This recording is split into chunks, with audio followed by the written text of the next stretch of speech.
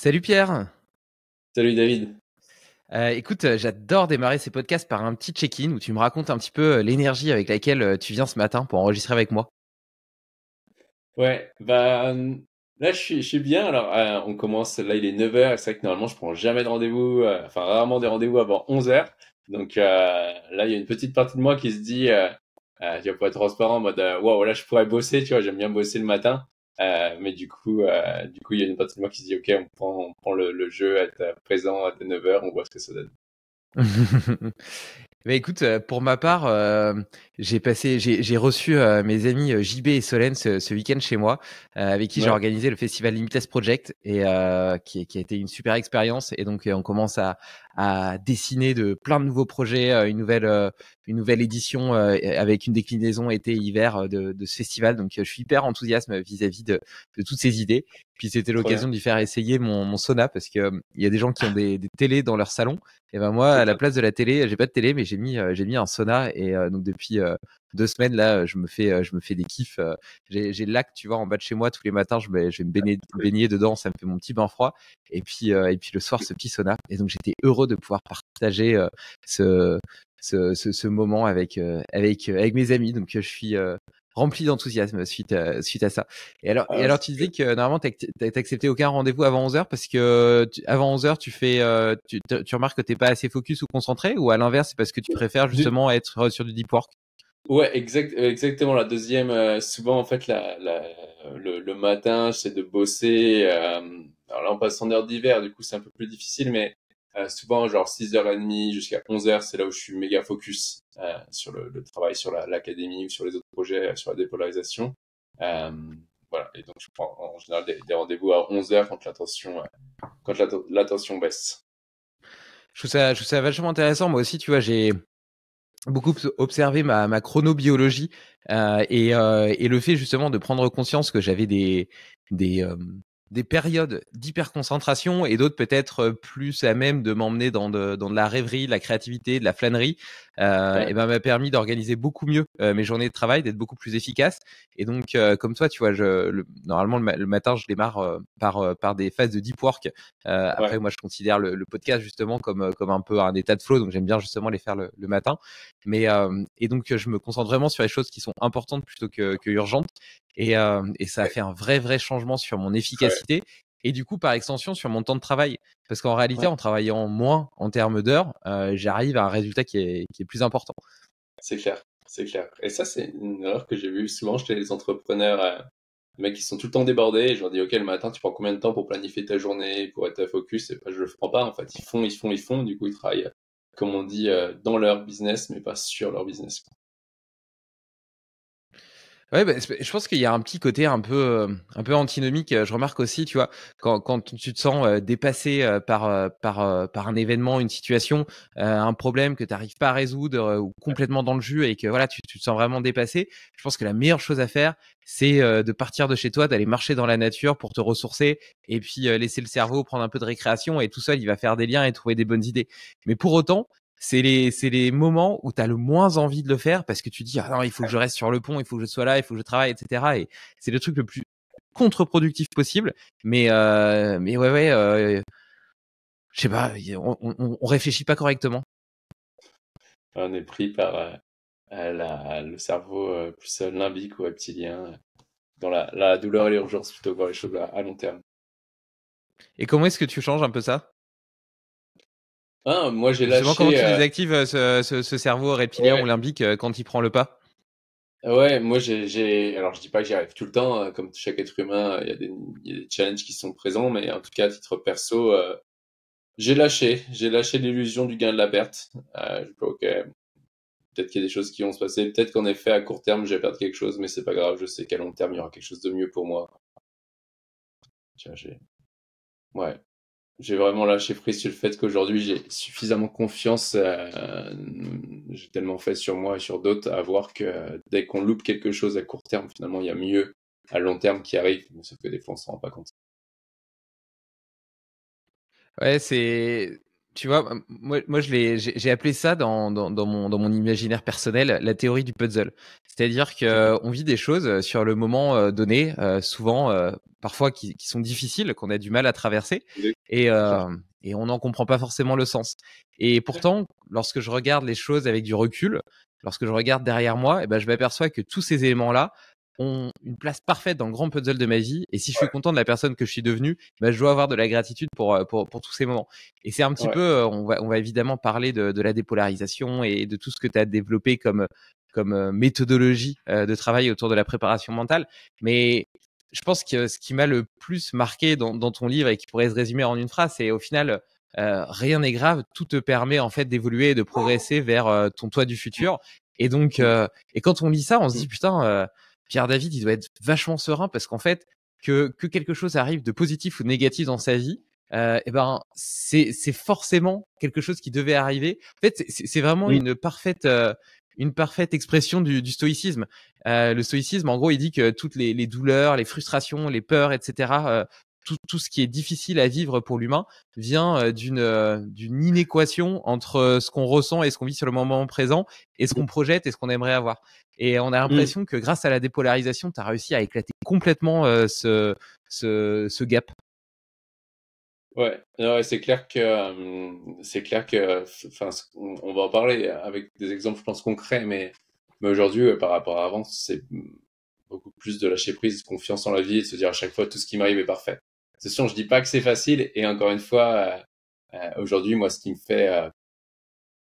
fait, on va dire, des fois perdre la sérénité ou avoir un peu de peur, c'est des choses d'un niveau de complexité qui est beaucoup plus grand que quelque chose de 3 ans en arrière. Donc tout ça, c'est un processus à chaque fois de se dire, alors en fait, on va masteriser un niveau de complexité. En fait, la vie, c'est comme des niveaux, niveau 1, niveau 2, niveau 3, et on a passé le niveau 1, on a le droit au niveau 2, et du coup, il y a un niveau de chaos qui est là, et on met de l'ordre ici. Une fois qu'on a compris l'ordre dans le chaos, on repasse à un autre niveau, il y a 2 niveaux du chaos.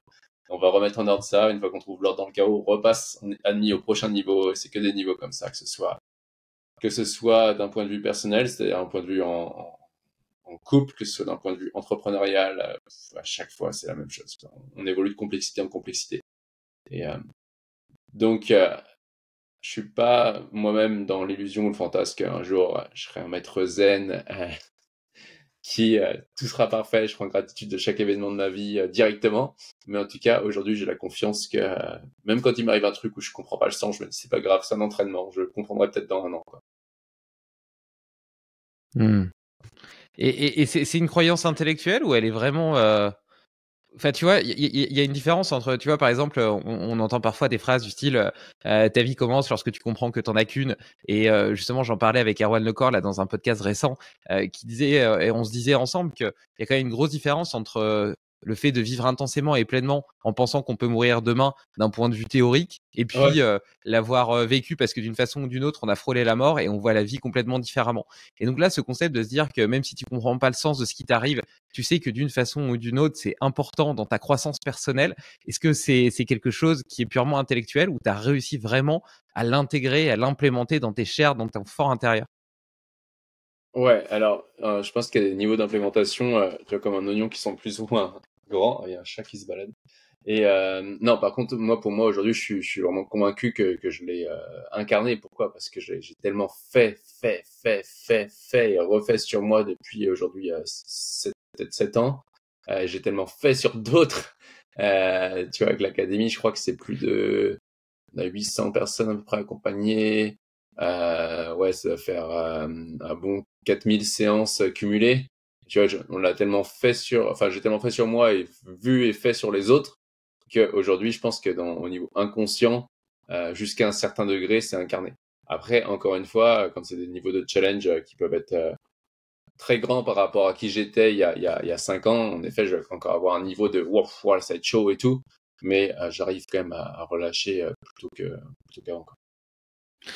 Si on va rentrer dans le vif du sujet et puis après on aura l'occasion de digresser un peu dans tous les sens à partir de cette pierre angulaire qui est la dépolarisation. Si je résume rapidement, mais donc évidemment tu vas me corriger. Le principe initial, c'est de dire que on a toujours tendance à connoter, à polariser les événements, les choses qui nous arrivent, les attentes qu'on a vis-à-vis de la vie, positivement ou négativement, avoir du coup des attentes, alors qu'en réalité tout est neutre. Tout est potentiellement à la fois positif et négatif. Et le principe de la dépolarisation, c'est justement de prendre conscience des avantages ou inconvénients intrinsèques à des situations potentiellement qu'on redoute. Par exemple, on met beaucoup d'attentes dans le fait de réussir à une compétition sportive. On a l'impression que si on rate et qu'on échoue, ça sera la fin de notre vie.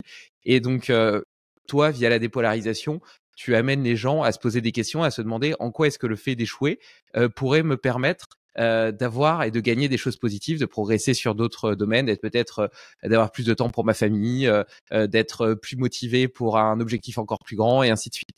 Je résume correctement? Ouais, c'est exactement ça. En fait,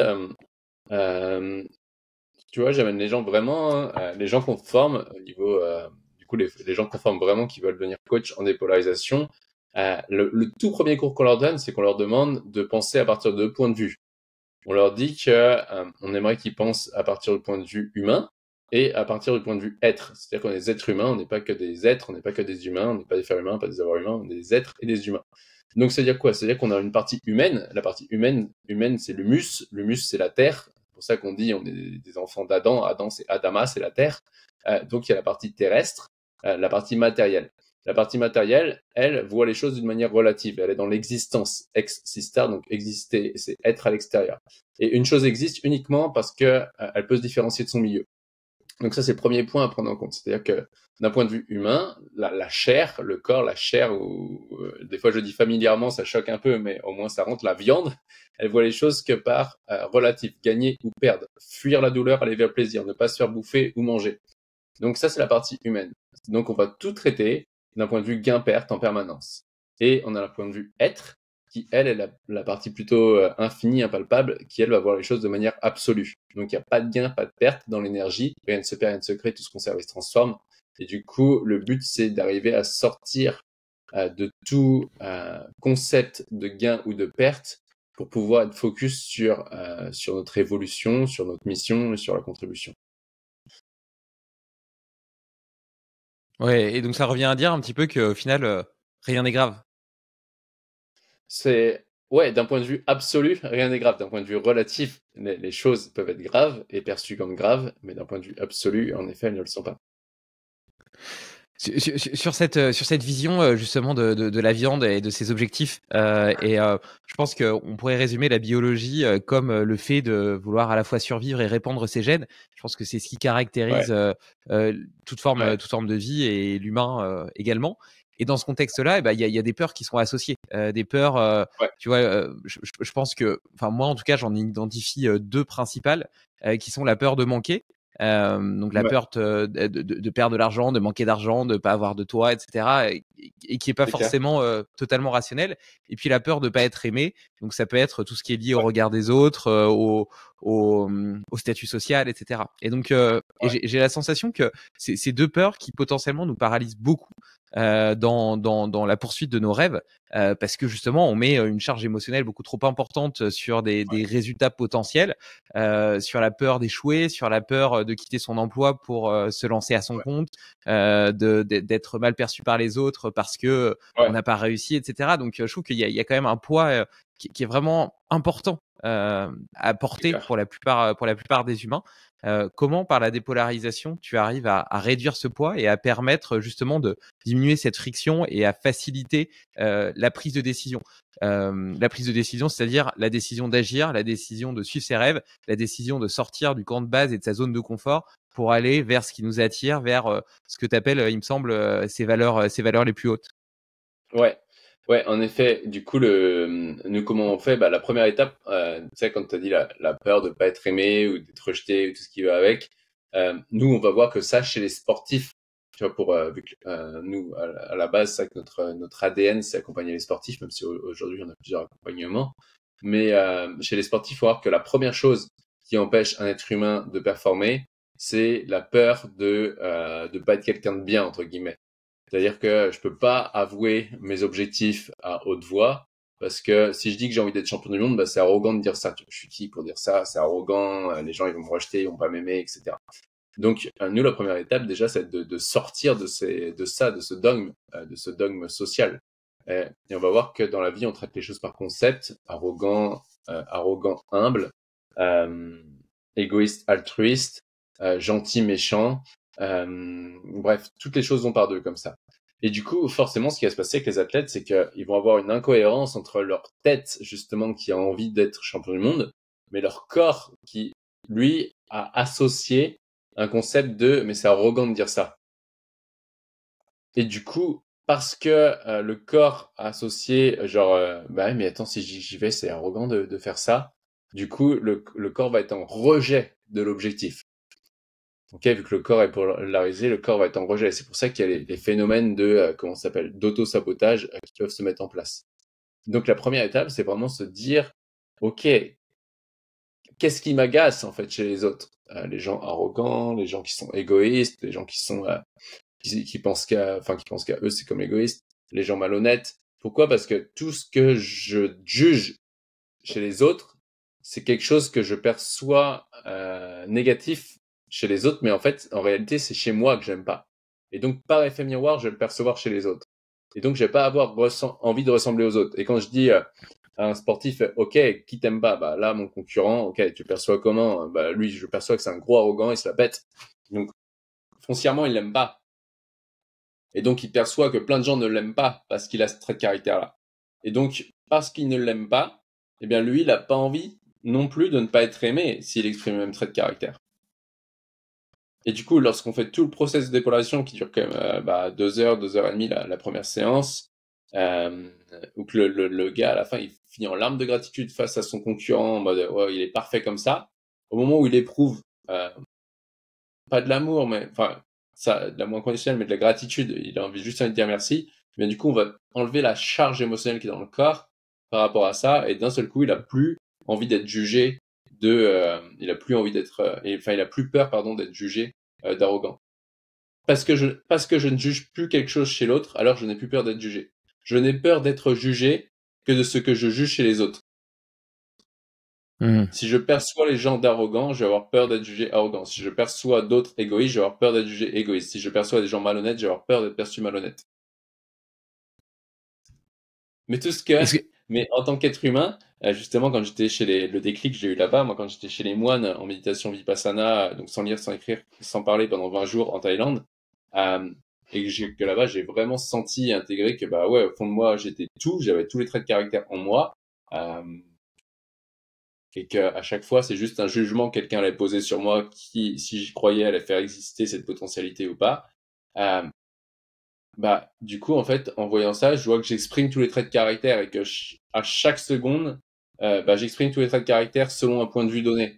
C'est-à-dire que là, je sais pas, à la fois, l'autre fois, j'étais à un séminaire et pour ce séminaire, je donnais un séminaire. C'était un séminaire qui était en plus offert pour nos clients et tout.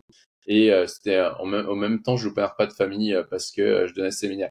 Et du coup, les gens du séminaire, à ce moment-là, me percevais comme quelqu'un d'altruiste parce que je donnais du contenu supplémentaire de manière totalement gratuite pour le coup.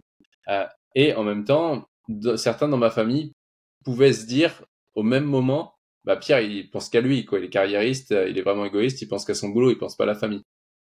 Donc en même temps, je peux être jugé d'égoïste et altruiste en même temps. Donc l'idée, c'est ouais. Ouais, non, c'est hyper intéressant. Ça me donne envie de rebondir sur plein de trucs. D'abord sur le fait de prendre conscience que ce qui nous énerve chez les autres, ce qu'on n'aime pas voir chez les autres, en réalité, c'est une forme de miroir infini vis-à-vis de nos propres peurs, de nos propres traits de caractère qu'on ne veut pas laisser s'exprimer. Donc, si on extrapole là, et c'est peut-être une petite parenthèse qui concerne pas que les sportifs ou la haute performance, mais simplement une potentialité d'exercice de développement personnel que chacun pourrait faire, c'est d'essayer d'identifier ce qui les énerve chez les autres pour comprendre Ouais. Qu'est-ce que ça dit sur eux? Est-ce que tu trouves que c'est quelque chose, c'est un exercice que tu fais toi personnellement? Ah ouais, alors ouais, moi ça déjà, moi j'ai fait, je sais pas, j'ai dû le faire au moins une bonne cinquantaine de fois sûrement. Ouais, je l'ai fait un paquet de fois, cet exercice, parce qu'on a tellement de traits de caractère et c'est de plus en plus fin. Et j'ai remarqué que dans l'entrepreneuriat, à chaque fois que j'étais bloqué, dans l'entrepreneuriat, c'était très, très, très, très, très, très, très, très, très rarement un problème technique. C'était un problème que moi, en tant que chef d'entreprise, qui incarne le haut de la pyramide, j'avais pas intégré un trait de caractère.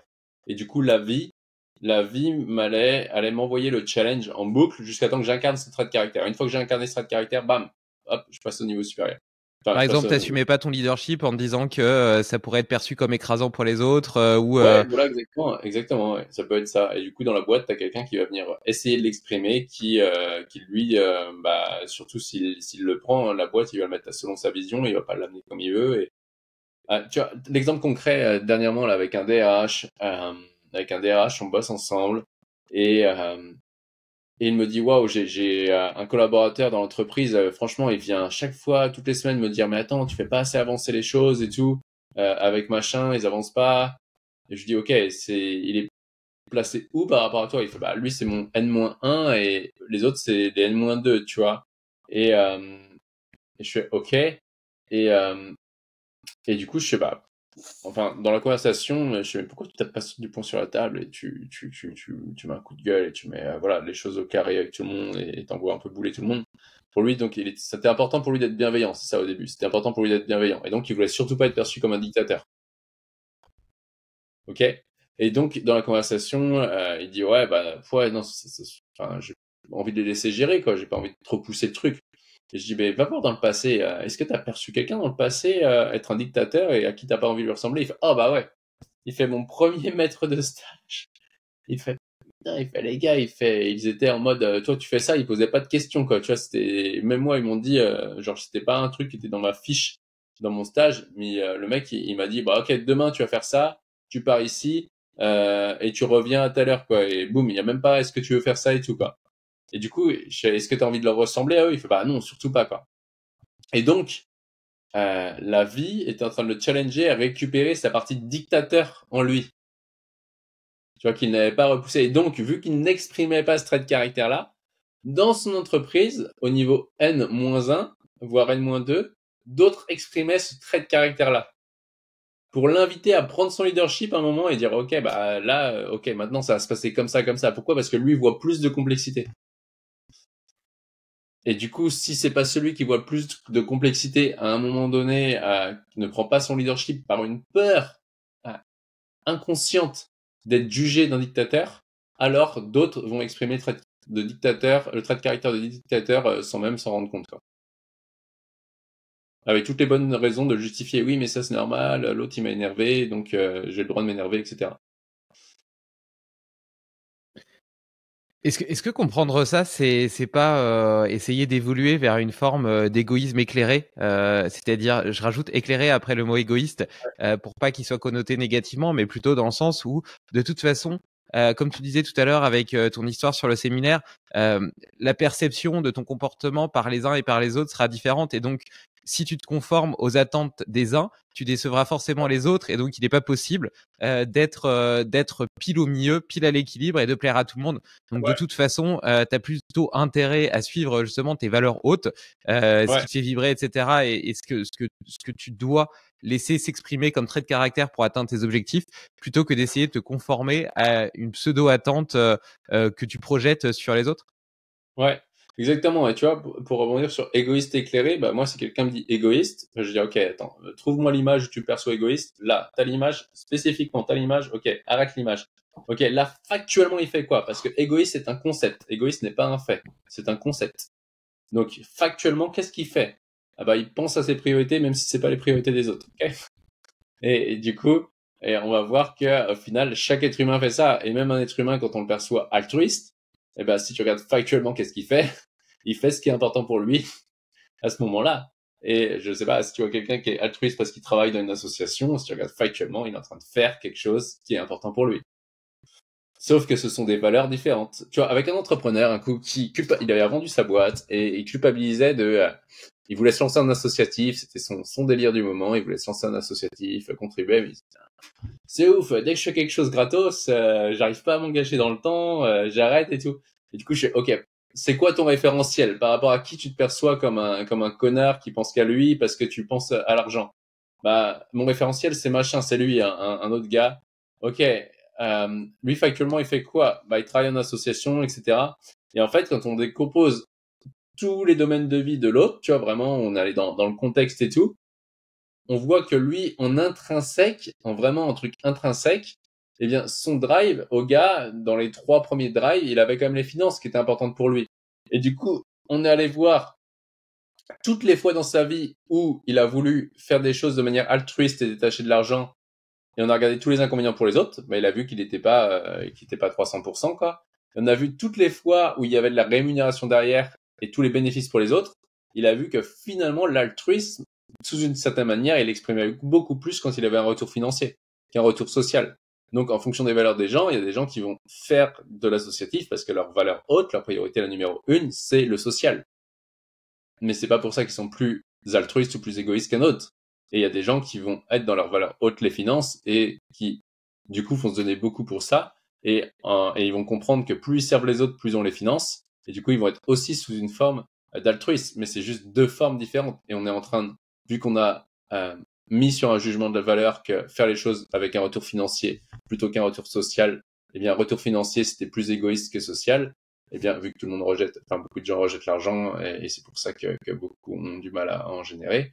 Eh bien, du coup, forcément, vu qu'on a mis une hiérarchie de ce qui est bien et ce qui est mal, les gens qui font les choses avec un retour financier derrière vont se percevoir plus égoïstes que les gens qui font les choses pour avoir un retour de je suis quelqu'un de bien, je sers les gens, il y a du social, c'est désintéressé, mais au fond, c'est du bullshit, les deux sont égoïstes. C'est juste que personne ne veut l'admettre. Bah c'est Sébastien Boller qui en avait parlé dans son livre le Bug Humain et qui montrait qu'en réalité Mère Teresa eh ben elle était autant gratifiée par son striatum, Bah oui. ses voies dopaminergiques, etc., en étant hyper altruiste que quelqu'un qui potentiellement je sais pas s'achetait un yacht, tu vois. Et donc au final, effectivement, comme tu le dis très Ouais. bien, c'est une forme aussi d'égoïsme. Mais et t'as dit un truc qui m'a fait tilter, où tu dis les gens ont du mal avec l'argent et c'est pour ça qu'ils en génèrent pas. Donc tu penses que justement cette vision de la façon dont on se projette, des valeurs qu'on devrait avoir, de ces concepts qui sont très polarisés, nous empêchent d'obtenir les choses. Donc, par exemple, se dire, il faut que je sois altruiste et gagner de l'argent ou gagner beaucoup d'argent, bah, même si d'une certaine façon j'en ai envie, c'est mal. Ça m'empêche potentiellement en tant qu'entrepreneur de réussir. Ouais, enfin, je vais pas dire le mot réussir parce que si on met réussir, il y a échec et finalement il y a pas de réussite sans échec. Si on réussit d'un certain point de vue, il y a forcément une perception, un anti-concept d'échec derrière, mais en tout cas de se développer en tant qu'entrepreneur, oui. Enfin, moi je suis la preuve de ça, c'est-à-dire que les premières années, j'étais en associatif, j'ai fait de l'associatif moi pendant 3 ans, j'ai monté mon association et tout. Je voulais surtout pas faire les choses pour les finances, etc. Et au fur et à mesure de dépolarisation et que j'ai arrêté de condamner l'argent en mode je voulais être quelqu'un de bien, je voulais faire étant jeune, enfin, étant plus jeune, je voulais faire les choses en mode moi je veux être quelqu'un de bien, je veux faire les choses détachées de l'argent, je veux aider les gens et tout détaché de l'argent. Ouais, c'est cool, mais du coup, si tu regardes mes vidéos YouTube de quand j'avais de 2016 avec un iPhone 4 qui avait pas une bonne qualité, on comprend pas ce qui se fait derrière. Bah finalement au moment où j'ai accepté justement la partie businessman en moi, tu vois, que j'ai mis du temps à accepter, bah c'est là où l'entreprise a décollé. Et aujourd'hui, bah derrière, j'ai écrit 3 bouquins où je mets tout ce que je connais dedans. Je vais en sortir un 4e. Il y a peut-être 500 vidéos YouTube qui sont quand même d'une bonne qualité. On écrit des centaines d'articles de blog par an, tu vois. Bref, on aide vraiment. Des fois, on sponsorise des athlètes. Et du coup, aujourd'hui, où je fais les choses avec un retour financier derrière que je mesure par rapport à avant, où j'avais déjà moins de besoins également. Eh bien, aujourd'hui, du coup, ma perception de moi qui a une plus grosse contribution au monde est quand même plus forte que la partie que j'avais il y a 5-6 ans, qui voulait faire les choses pour le bien, absolument pour le bien commun en étant détaché. Mais au final, je pense que sur cette échelle de valeur-là, je contribuais moins. Comment est-ce que tu as pris conscience que tu n'acceptais pas le côté businessman chez toi? Vu qu'on attire à nous les personnes, situations, circonstances qui vont venir appuyer sur l'interrupteur dont on a besoin, c'était mon coloc. Mon coloc qui faisait la même chose que moi, et sauf qu'il y avait alors moi j'étais en associatif payé 20 € de l'heure en vacation, et lui faisait des prestations, il tournait déjà à plus de 100 000 € par mois avec son entreprise. A enseigné quasiment la même chose. Donc, et là, tu t'es dit, qu'est-ce que tu as ressenti? Tu as ressenti de l'envie? Tu t'es dit, attends, on fait la même chose, potentiellement j'ai les mêmes compétences, etc. Lui il gagne 100 000, moi je gagne 2 000 à la fin du mois. Il y a un problème? Non, je pensais être content de ce que je faisais. En plus, j'étais vraiment content à l'époque. Mais par contre, à un moment donné, je me suis surpris à dire, j'ai pas envie de lui ressembler. C'était quand même, enfin, c'est un de mes meilleurs amis aujourd'hui. Hein. Mais même dans les meilleurs amis, il y a des traits de caractère que l'on n'aime pas. Et moi, je lui disais, putain, il pense vraiment qu'à l'argent, quoi. C'est vraiment abusé, quoi. Il est avare, radin, il pense qu'à lui. Et donc, en voyant tous les jugements que j'avais sur lui, je me suis dit, oh là, il y a quelque chose que j'ai pas dû apprendre à accepter chez moi ou que je rejette chez moi. Et donc, je rejetais le égoïste avare chez moi, quoi. Et tu vois, moi j'ai toujours été entrepreneur et j'ai monté pas mal de boîtes. J'ai eu beaucoup d'échecs, beaucoup de succès aussi. Et j'ai appris beaucoup de choses. Et souvent je les ai créés par opportunité parce que je savais que ça pouvait marcher plus que parce que c'était aligné justement avec mes valeurs hautes. Et avec la crise de la trentaine et puis probablement enfin, je parle de crise de la trentaine alors que je trouve que c'est un concept complètement bidon, mais soit. Mais en tout état de cause, avec toutes les forces qui ont été mises en mouvement par ce podcast, par les gens que j'ai rencontrés, etc. J'ai ressenti un décalage énorme entre ce que je faisais au quotidien et le sens que j'avais envie de lui donner. Certes, je dirige une startup, ça me rapporte de l'argent, etc. Et pour autant, j'avais pas du tout l'impression de contribuer au monde ou que mon travail avait un sens. Qu'est-ce que ça voudrait, qu'est-ce que ça voudrait dire que je rejette? Est-ce que ça veut, Alors là, ouais, vas-y. alors là dit comme ça, C'est difficile. c'est assez, ouais, c'est général, tu vois, la question pour ça. En fait, il y a 2 points déjà. Il y a le premier point sur lequel j'ai envie de rebondir, c'est les entrepreneurs qui voient pas le sens dans ce qu'ils font parce qu'ils ils ont fait des choses par opportunité et tout. Déjà, eux, la première chose pour leur faire voir le sens, parce que tout a un sens. Tu vois, tout a un sens. Tout ce qui n'a pas de raison d'être sur Terre disparaît. Donc, si l'entreprise elle est là, elle a une raison d'être. Si t'es là, t'as une raison d'être. Et donc déjà la première chose moi que je fais noter, un entrepreneur qui est comme ça, qui se minimise du coup ou qui se sent pas aligné parce qu'il se dit ouais là je fais un peu les choses pour ma gueule et tout. Déjà je pense qu'il y a le trait égoïste qu'il a pas, tu vois, il y a peut-être ça, il y a peut-être le côté égoïste qu'il a pas appris à aimer accepter chez lui. Donc je lui dis ok, qu'est-ce que tu juges là-dessus? Mais derrière j'irai surtout lui faire voir c'est quoi les 50 bénéfices pour toi et pour le monde que ton entreprise existe en fait. Et si ton entreprise disparaît demain et que toi tu fais plus apporter de l'argent à l'entreprise, ce serait quoi les 50 inconvénients pour tes clients et pour tes collaborateurs que la boîte disparaît. Et ça, c'est des choses que je fais en entreprise. Tu vois, quand on travaille sur la mission, les gens ils disent oh, la boîte elle a pas trop de mission et tout, et j'en prends un papier et je leur fais noter 50 bénéfices pour on fait ça en team building. 50 bénéfices pour le monde et pour leurs clients que leur boîte existe, 50 inconvénients pour le monde et pour leurs clients si la boîte disparaît, tu vois. Jusqu'à temps qu'ils ont des larmes de gratitude en mode oh, ok, notre boîte elle a une réelle utilité en fait. Et ça, c'est un peu une façon de hacker le cerveau qui est peut-être parfois pris par une forme de biais de négativité. J'ai l'impression qu'on a toujours, enfin, en tout cas, je pense que ça vient justement, on en revient à cette nécessité du vivant de survivre, et donc le cerveau prête beaucoup plus attention à ce qui menace sa survie, donc aux choses négatives qui sont potentiellement dangereuses, à ses peurs, etc., que aux choses positives. Et dans ce contexte-là, justement, enfin, tu vois, c'est pas comme si tu disais de chercher 1, 2 ou 3 bénéfices à ce que tu fais. Tu dis 50 quoi. Et donc en fait, quelque part en faisant ce travail-là, tu hackes un peu ton cerveau et tu modifies sa perception de la réalité. Ouais, clairement. En fait, c'est pour ça qu'on appelle ça dépolarisation. La lumière naturelle n'est pas polarisée. La lumière naturelle n'est pas polarisée, et par contre, ce qui a polarisé la lumière, c'est au contact de la matière. C'est pour ça que des fois, il y a des lunettes de soleil qui on va dire polarisées parce que, par exemple, les lunettes de ski, parce qu'elles vont empêcher les photons de passer d'une certaine manière. Donc, nous, on a l'actualité en permanence. L'actualité, c'est tout ce qui passe, tout ce que notre inconscient peut traiter. Et en revanche, en fonction de ce qui est important pour nous, notre inconscient va renvoyer, enfin, l'information qui va être renvoyée à la conscience va créer notre réalité. Et notre réalité, donc il y a l'actualité qui a toutes les informations qui sont présentes, etc. Et il y a la réalité, c'est ce qu'on croit qui est vrai. Donc, l'actualité, c'est ce qui est présent. La réalité, c'est ce qu'on croit qui est vrai. À partir de quoi? À partir de notre identité, très souvent.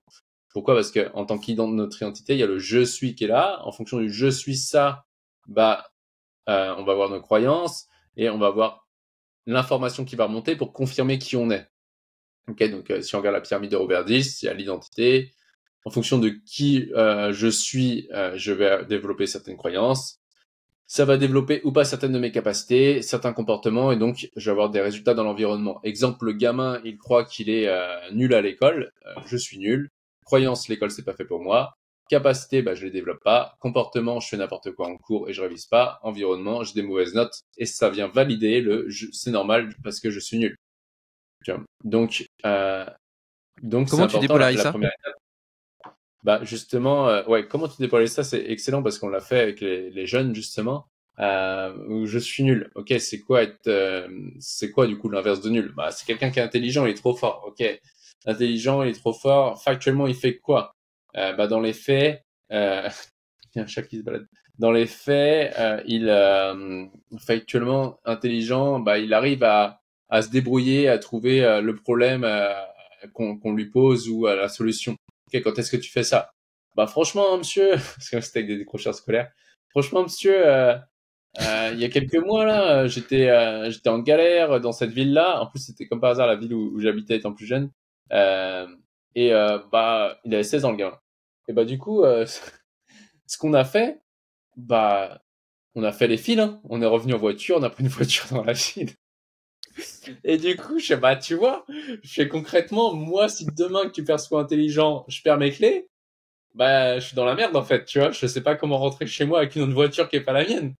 Donc, socialement, le trait de caractère que tu as exprimé n'est pas valorisé, mais dans le fond, tu as réussi à trouver une solution pour atteindre ton objectif, tu vois.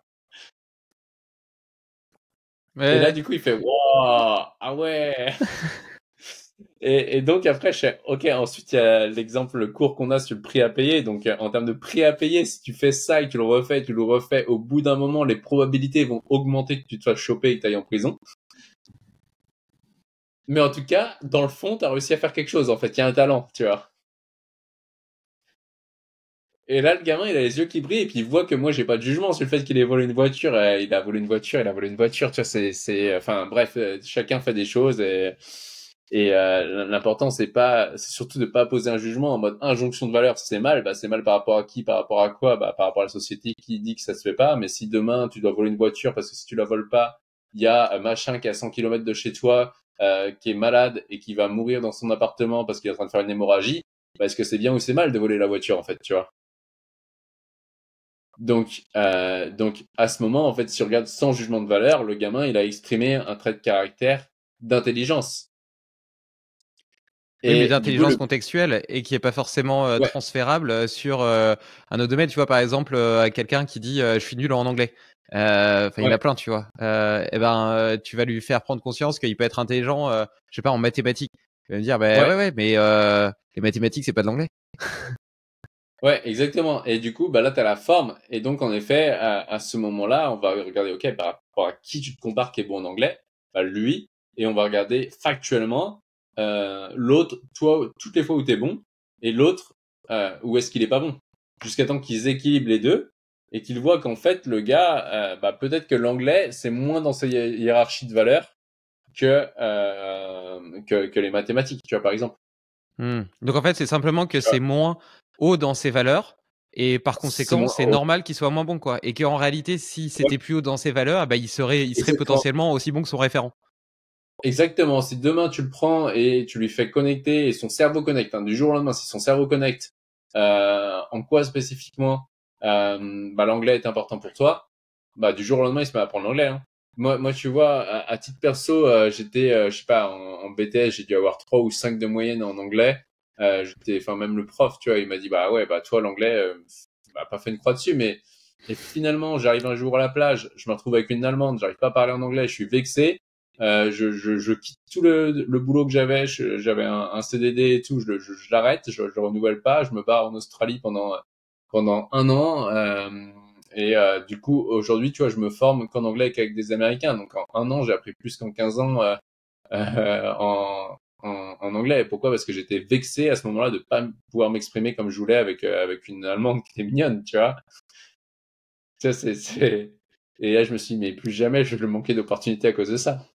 donc, donc, dans ma hiérarchie de valeurs, à ce moment-là, l'anglais a été au-dessus.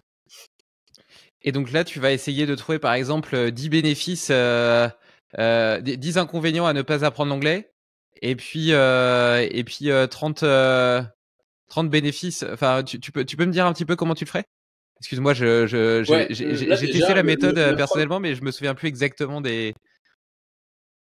Ouais, la première étape déjà, c'est d'avoir la gratitude pour qui on est. Donc la première étape, avant même d'aller chercher à jouer sur ses priorités, ce qui n'est pas forcément évident en plus, la première étape d'abord, ça va être le gars qui voit tous les inconvénients à apprendre l'anglais, tous les bénéfices à ne pas apprendre l'anglais, tu vois, qui est le paradoxe. Comme un athlète qui veut gagner les jeux, ben on va d'abord lui faire noter les 50 inconvénients à gagner les jeux et les 50 bénéfices à ne pas gagner les jeux, tu vois. Je sens qu'il y a de la gratitude pour ça. Donc, j'ai de la gratitude pour qui je suis. Et à partir de la gratitude, du coup, je vais construire. Parce que on essaye de pas construire à partir de vide, mais à construire à partir de plein. Et à partir du moment qu'il a ça, le jeune, on va lui prendre, c'est un jeune, on va regarder, ok, c'est quoi ses réelles priorités, mais qu'est-ce qui est intrinsèquement prioritaire pour lui, mais vraiment au fond de lui, qu'est-ce qui est intrinsèquement prioritaire, et à ce moment-là, on va regarder, ok, c'est quoi le bénéfice pour tes priorités que tu apprennes l'anglais, par exemple. Tu vois, justement que le cerveau connecte. L'exemple qu'on a, j'ai un exemple récent comme ça avec une fille qui est comment dire, qui est médaille olympique, tu vois. Et bah, d'ailleurs, elle est dans le livre Préparation mentale gagnante, donc je peux citer l'exemple. Chloé, en préparation, donc c'est médaille olympique en snowboard, et en préparation d'été, elle détestait faire du vélo. Mais genre, elle en avait... Pour elle, le vélo, c'était horrible, tu vois. Et du coup, elle se trouvait nulle parce qu'elle était tout le temps dernière et tout. Et vu qu'elle se trouvait nulle, bah, elle voulait encore moins en faire. Et on s'est simplement posé. Alors déjà, c'était quoi tous les bénéfices pour toi de faire ça? Et fait, bah, je me rattrape sur d'autres choses, etc. Et après, on a regardé, ok, spécifiquement, quels sont les bénéfices pour toi de faire du vélo pour aller chercher une médaille aux Jeux Olympiques? Parce que son cerveau ne voyait pas. Elle fait, mais moi, je fais du snow, je fais pas du vélo, quoi. L'entraîneur, il kiffe le vélo. Moi, ça me saoule de faire du vélo pour faire plaisir à l'entraîneur. Et est-ce que tu peux faire autrement? Bah non, l'entraîneur, il veut qu'on fasse ça parce que c'est en cohésion, c'est en groupe et tout. Ok, donc tu peux pas faire autrement. À ce moment-là, on a connecté. En fait, elle a vu que bah ouais, quand elle faisait du vélo, elle pouvait mettre de la conscience sur certains endroits de ses cuisses qui étaient pareils qu'en snow et qu'elle pouvait renforcer ces trucs spécifiques-là. Aller voir en snow spécifiquement qu'est-ce que je muscle pas ou moins, qu'est-ce que je peux muscler grâce au VTT de descente, tu vois. Et du coup, on a lié comme ça peut-être une vingtaine de bénéfices jusqu'à ce qu'elle voit que waouh, mais en fait le vélo ça me sert, ça m'est utile, mais profondément utile, tu vois. Et à ce moment-là, paf, le cerveau a switché et en quelques semaines, elle a vraiment progressé en vélo, quoi. Elle est même partie après en vacances en vélo. J'ai envoyé un message, je te jure, j'ai engrané mon copain, on est parti en vacances en vélo, je sais plus combien de jours, avec les valises derrière et tout. Au final, elle s'est découverte une nouvelle passion Ouais, par le fait de faire. Et puis, ouais. Et tu disais que avec les athlètes olympiques, enfin en tout cas qui se préparaient pour les Jeux, tu leur demandais de trouver 50 bénéfices à à échouer au jeu et 50 inconvénients si réussissaient. On peut ouais, extrapoler à n'importe quel projet ou n'importe quel rêve. Et ça permet justement de prendre conscience peut-être de ce dont tu parlais plus tôt, qui est le prix à payer. Le prix à ouais. payer qu'on n'imagine pas forcément initialement. Non, Euh, j'imagine pas. J'en prends pour exemple le fait que moi je suis quelqu'un de très enthousiaste et quand j'ai des idées, des projets, je m'engage assez facilement parce Ouais, que je suis plutôt dans le faire, dans l'action que dans l'être probablement. ouais, Et et je me pose pas forcément cette question sur le prix à payer. Et parfois, je m'en rends compte plus tard. Je me sens prisonnier de ce que j'ai construit. Ça m'est déjà arrivé d'être prisonnier de mes propres boîtes. C'est quand même un comble pour un chef d'entreprise d'être prisonnier de sa propre entreprise. Et je trouve que c'est intéressant parce que justement, d'une part, ça diminue fortement la pression que tu te mets parce que tu t'aperçois que même si tu échoues, eh bien, il y aura des bénéfices. Et en plus, ça te permet aussi de comprendre que c'est pas gratuit, que le fait de t'engager dans telle action, eh ben, il y a un prix à payer en termes de temps, en termes de conséquences sur ton entourage, sur tes finances, sur tes priorités, sur des choses que tu pourras pas faire parce que dire oui à quelque chose, c'est dire non à autre chose, etc. Tu vois. Et je pense que si après avoir fait ce travail-là, surtout 50, je trouve que le chiffre est énorme. Si après ce travail-là, tu as toujours envie de le faire, t'as plus besoin de motivation, t'as plus besoin de discipline. Là, c'est bon. Ça veut dire que c'est ton truc. Ça répond justement à ce dont tu parlais, tes valeurs les plus hautes. Exactement. C'est exactement ça. Tu vois, des fois, il y a des sportifs qui nous disent, ouais, mais attends, si je note trop d'inconvénients à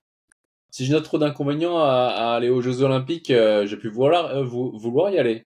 Bah ouais, c'est possible. Mais si t'as plus envie de vouloir y aller, en fait, c'est juste que c'est pas aligné avec toi. On va gagner du temps maintenant, tu vois. Du coup, ça déstabilise pour certains, mais au moins en mode quand après il y a c'est bon, je vois le prix à payer et profondément je le vois, t'as le deuxième effet qui arrive en mode ok go, j'y vais, tu vois. C'est le paradoxe. On est vraiment dans le lâcher prise. C'est je sais que c'est déjà fait et en même temps je m'en fous que ce soit fait ou pas. Et on est vraiment dans l'instant présent parce que plus je veux quelque chose, ça veut dire quoi? Ça veut dire que je l'ai pas. Tu vois, ça veut dire qu'il y a déjà une temporalité. Alors que quand tu le veux plus, mais tu sais que tu l'as, tu sais que c'est déjà fait, c'est qu'une question de temps, bah, t'es déjà présent à ça, en fait. Et c'est là où après, quand on arrive dans la loi d'attraction et tout, où t'es là, où t'es vraiment en manifestation, quoi. Parce que tu sais que c'est déjà fait. Tu sais déjà fait, c'est déjà là. Et en plus de Je ça, comprends le pas. paradoxe, c'est Excuse-moi. que tu t'en fous que ça arrive ou pas. Ouais. Je comprends pas ce concept de je sais que c'est déjà fait. Le fait de voir les avantages entre guillemets à ce que ça ne se réalise pas ou les inconvénients à ce que ça se réalise, en quoi est-ce que ça te permet de te donner l'impression que c'est déjà fait? Ouais, en fait, ça t'enlève la charge. En fait, si tu veux absolument obtenir quelque chose si tu l'obtiens pas, j'ai peur des inconvénients si je l'ai pas. Donc, tu as une charge émotionnelle parce que l'émotion se crée à partir de les émotions de peur, de culpabilité, d'impuissance, de frustration se créent à partir du décalage de perception entre ce que je perçois qui serait bien et du coup, si je l'ai pas, bah, ce que je perçois qui serait mal. Et là, ça crée ton oscillation émotionnelle. Il faut te ramener à l'intuition. L'intuition, c'est vraiment la tension de l'intérieur. C'est, il y a ni gain ni perte en fait. Il y aura les deux. Et du coup, avec un athlète, quand on regarde tous les inconvénients pour lui, aller aux Jeux Olympiques et tous les bénéfices s'il y va pas, et que la charge émotionnelle de pas avoir la médaille, par exemple, au jeu tombe, il n'y a plus la charge émotionnelle. Et vu qu'il n'y a plus la charge émotionnelle, je suis présent. Tu vois, je sens que, dans le corps, je sens que c'est fait, en fait. Tu vois, et en fait, et du coup, je sais pas si ça va arriver ou pas, mais en tout cas, je sais que c'est fait. Et c'est dans le corps, je vais sentir dans le corps que, bah ouais, en fait, je l'ai, tu vois. Donc, et du coup, ce qui va amener tant que tu veux ton titre, ça veut dire qu'aujourd'hui, t'as pas l'identité de la personne qui l'a. Parce que si t'as aujourd'hui l'identité de la personne qui veut le titre, tu sais que tu vas l'avoir. Puisque ton identité, c'est ton état d'être. Ton état d'être, c'est l'énergie. Ton énergie va emmener des mouvements du corps et ton corps qui est l'extérieur, va augmenter, les mouvements du corps vont augmenter la probabilité ou la baisser d'obtenir des résultats. Et donc, si tu as l'identité du champion, bah forcément, tu vas avoir les bons mouvements que tu vas faire en relation avec le titre de champion que tu veux et donc tu vas augmenter les probabilités d'obtenir le résultat. Et donc, au moment où les gens ne veulent plus mais savent qu'ils l'ont, eh bien là, ils ont l'identité qui répond ils ont l'énergie qui répond à la matière. Ça me fait penser à Edgar Gros-Piron que j'ai reçu aussi sur ce. Ouais, vas-y, pardon. Ouais. Non, je disais, en tout cas, je comprends que le concept est difficile à comprendre intellectuellement, et c'est pour ça que le mieux, c'est de le vivre, de le faire sur papier. Ouais, du coup, je te disais, ça me fait penser à Edgar Gros-Piron qui a dit à un journaliste que 3 ans plus tard, il allait gagner les Jeux Olympiques. Et du coup, le Ouais, journaliste l'a trouvé hyper prétentieux. Et puis, quand tu parles ouais, avec Edgar, il te dit, mais c'était pas prétentieux du tout. C'est juste que pour moi, il c'était savait. déjà fait. Si je continuais, j'étais déjà le meilleur Ouais, mondial, machin. Si je continuais mon entraînement, que je mettais en place ce qu'il fallait avec mes coachs, etc. Enfin, quelque part, c'était déjà fait. ouais, C'est vraiment ce qu'il dit. Pour lui, c'était déjà fait, quoi. ouais. Ouais, tu vois, certains champions, pour eux, c'est ça, c'est déjà fait. Et là, t'es au seuil. Et attention, il y a vraiment la différence entre, l'autre fois sur un autre podcast, tu vois, le gars, il m'a dit, ouais, mais Pierre, c'est quoi la différence entre quelqu'un de prétentieux ou quelqu'un qui incarne vraiment le c'est déjà fait, tu vois, comme Edgar Goupiron, c'est déjà fait. Pour lui, c'est pas prétentieux, c'est déjà fait, Oui. c'est ce qu'il ressent. Je disais, c'est simple, la différence, elle est que le gars qui dit c'est déjà fait, euh, et il croit, eh bien, si il lui arrive un problème, il va très vite se remettre en question, il va prendre 100% de ses responsabilités et il va progresser. Le gars qui dit c'est déjà fait, mais il sous-performe plusieurs fois de suite, eh bien, sa réaction, ça va être qu'il va accuser les autres. Il va dire c'est de la faute des autres. Il va remettre en cause l'environnement, mais jamais lui. Et c'est vraiment la différence. Donc, entre quelqu'un qui joue la personne arrogante et qui s'exagère, donc forcément, plus je vais m'exagérer dans la vie, plus la vie va me renvoyer des claques pour m'amener à l'humilité, entre guillemets, même si c'est deux concepts. Et du coup, les gens qui s'exagèrent ne vont pas arriver à performer, mais par contre ne vont pas se remettre en question sur leur performance, mais vont remettre en question l'environnement. Alors que Hmm. quelqu'un comme Edgar Goupiron qui dit bah, c'est déjà fait, si admettons il avait une contre-performance, il n'aurait pas accusé les gens. Il aurait dit ouais, c'est bon, je vois ce que je vois où j'ai merdé et jamais je recommence cette erreur. Quoi. Je suppose. Non, t'as totalement raison. Et toi, cet exercice-là de dépolarisation de tes rêves avec 50 bénéfices à ce qui ne se réalise pas et 50 inconvénients à ce qui se réalise, tu l'as fait par exemple avant de créer l'Académie de la haute performance ou avant d'écrire tes livres? Euh, Je l'ai fait avant. L'académie, je l'ai fait, mais un peu plus tard. Je l'ai fait. Non, non, c'est vrai que je le fais sur d'autres projets, mais genre comme l'académie où je sentais que c'était là, bah, tu vois, c'était présent, c'était fait en fait. Euh, Quand j'ai créé l'académie, c'est marrant en fait, parce que même en 2019, quand je suis allé au championnat du monde de Michel Comte, qui était notre premier champion du monde vétéran. Euh, Enfin, je lui ai déjà dit, chez nous, on sera la première boîte de préparation mentale aux France et peut-être au monde, mais c'était naturel. En fait, je disais ça comme si j'allais faire mes courses, tu vois. Donc, j'avais pas fait. J'ai fait un peu plus tard où quand on est plus passé organisme de formation et tout, où là, j'avais pas eu le prix à payer. Là, je l'ai fait, mais parce que j'étais dans le jus, en fait, que je l'ai fait. Euh, pour le livre, je l'ai pas fait sur le premier parce que pareil, je me suis laissé aller par l'enthousiasme, mais je l'ai fait sur les autres. Ouais. Je l'ai fait sur les autres. Ouais, quelle place tu laisses justement à l'enthousiasme, à l'intuition, au fait de sentir que ça te fait vibrer dans tes chairs, dans ton cœur, Ouais, par elle rapport à ce est processus ouais, d'intellectualisation? c'est très intéressant comme question. Alors déjà, c'est vrai que moi-même, il y a des choses des fois où plusieurs fois, tu vois, genre dans le prochain livre que je vais écrire, enfin qui est en cours d'écriture, je vais parler du, euh, de ce que j'ai dit de faire. Enfin, je dis pas de faire des choses aux gens, je les questionne et je leur montre le prix à payer et tout. Mais ce que je fais réellement, des fois, je me dis putain, bah ouais, là, je comprends pourquoi je comprends ce qui m'est arrivé parce que j'ai pas suivi ce que j'enseigne, tu vois. Donc et ça fait partie du chemin. Mais quelle place je laisse à ça Je fais quand même. Je me méfie de mon enthousiasme. Je me méfie énormément de mon enthousiasme parce que plusieurs fois, comme toi, je me suis retrouvé dans des situations où waouh, le projet est trop cool, on y va. Et après, tu fais putain merde, pourquoi j'ai fait ça Du coup, je me méfie assez de mon enthousiasme. Mais Donc je laisse plus passer du temps quand même. Quand il y a l'enthousiasme, je laisse passer un peu de temps, tu vois, où j'essaie de voir, ok, est-ce que c'est en alignement avec mes priorités aujourd'hui? Oui, non. Si c'est pas en alignement, bah je vais laisser passer un peu de temps et je me dis, ok, c'est peut-être une lubie, ça va passer et je reste sur mes priorités. Euh, je pense que c'est la question que je me pose le plus. Ouais, moi je me suis mis des garde-fous. J'ai listé quelques principes qui me Ouais. en fait, qui m'ont manqué dans plusieurs de mes aventures entrepreneuriales et donc que je sais maintenant être fondamentaux pour que je me sente bien et épanoui dans ma vie.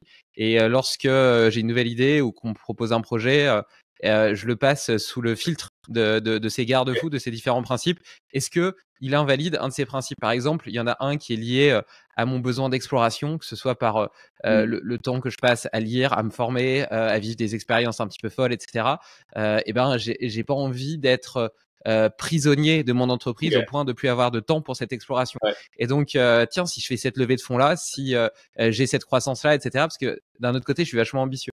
Donc, est-ce que ça me permettra toujours de garder vrai ce principe. Et je trouve que c'est. Et donc, la réponse, parfois, elle n'est pas aussi évidente, elle est pas oui ou non. Elle peut être oui, mais sous certaines conditions. Et ça me permet aussi, potentiellement, lorsque je vais négocier, donc là, je prenais l'exemple d'une levée de fonds, avec mes investisseurs, les conditions et la façon dont elle va s'orchestrer, eh bien, de prévoir dès le début, en amont, une forme qui soit concordante avec justement mes besoins fondamentaux. Et j'ai fait la même chose, par exemple, dans mon couple avec ma femme au tout début. Maintenant, ça fait 8 ans qu'on est ensemble et donc on a trouvé une organisation qui nous va bien. Mais je savais que j'avais des besoins de moments seuls, de ressourcement seul. J'aime beaucoup les gens. Je suis quelqu'un de très social, mais j'ai besoin aussi de beaucoup de solitude parfois. Et donc au tout début, on avait signé une sorte de contrat où on ne pouvait se voir que 3 fois par semaine.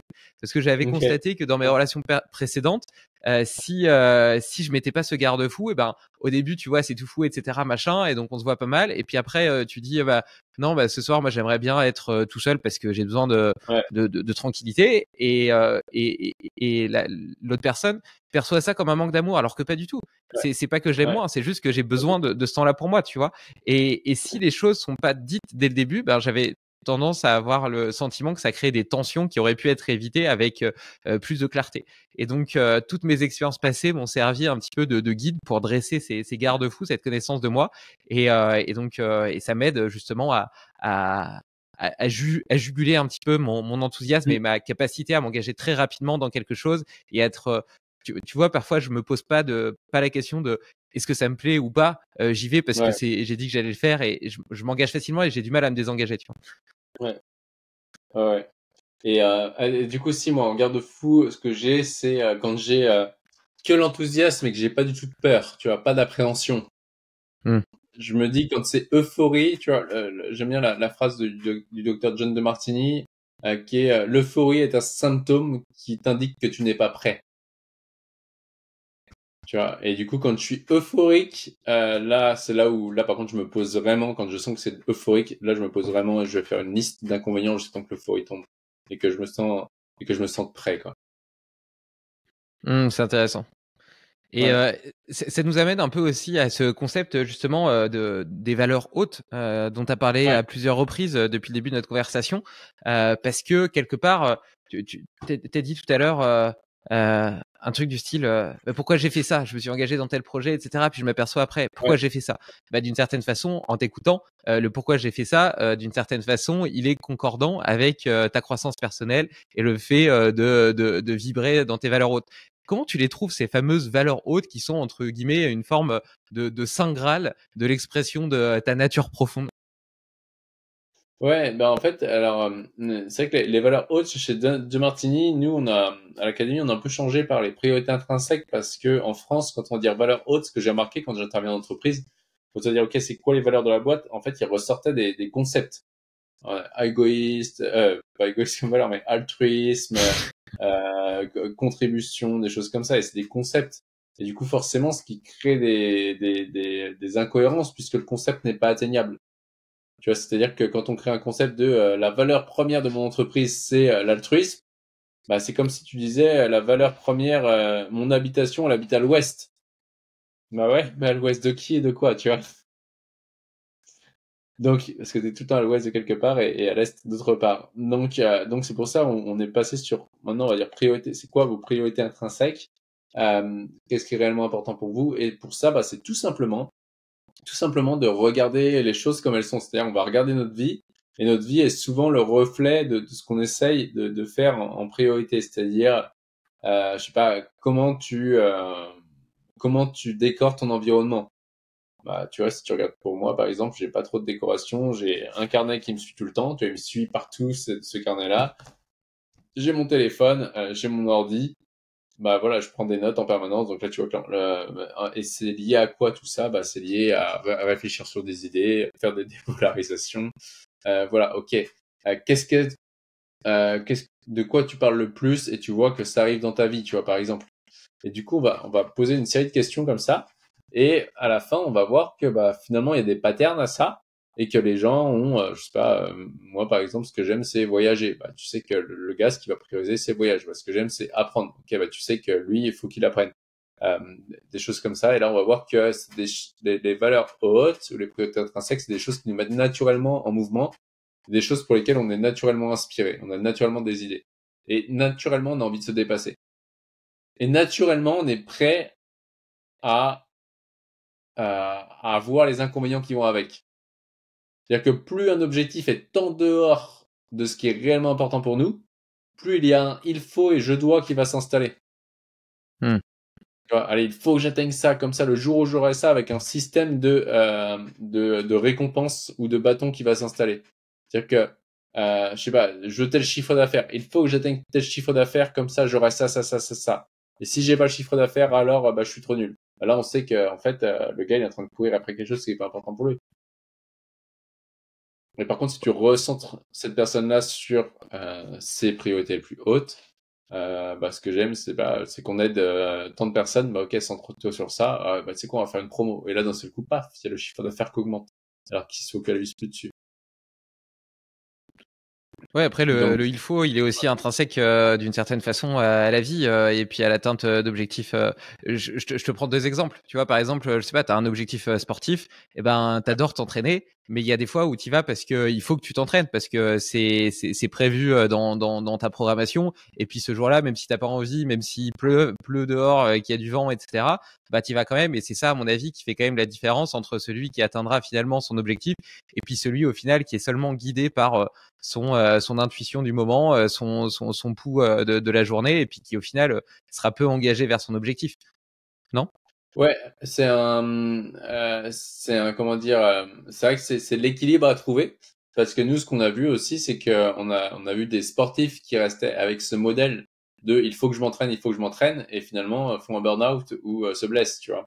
Donc c'est arrivé à trouver l'équilibre entre. Alors nous, tu vois, ce qu'on va dire aux gens, c'est la différencier le il faut, il faut, il faut, et je force. Tu vois, il y a une notion de force et de lutter Mm. contre le courant qui s'installe.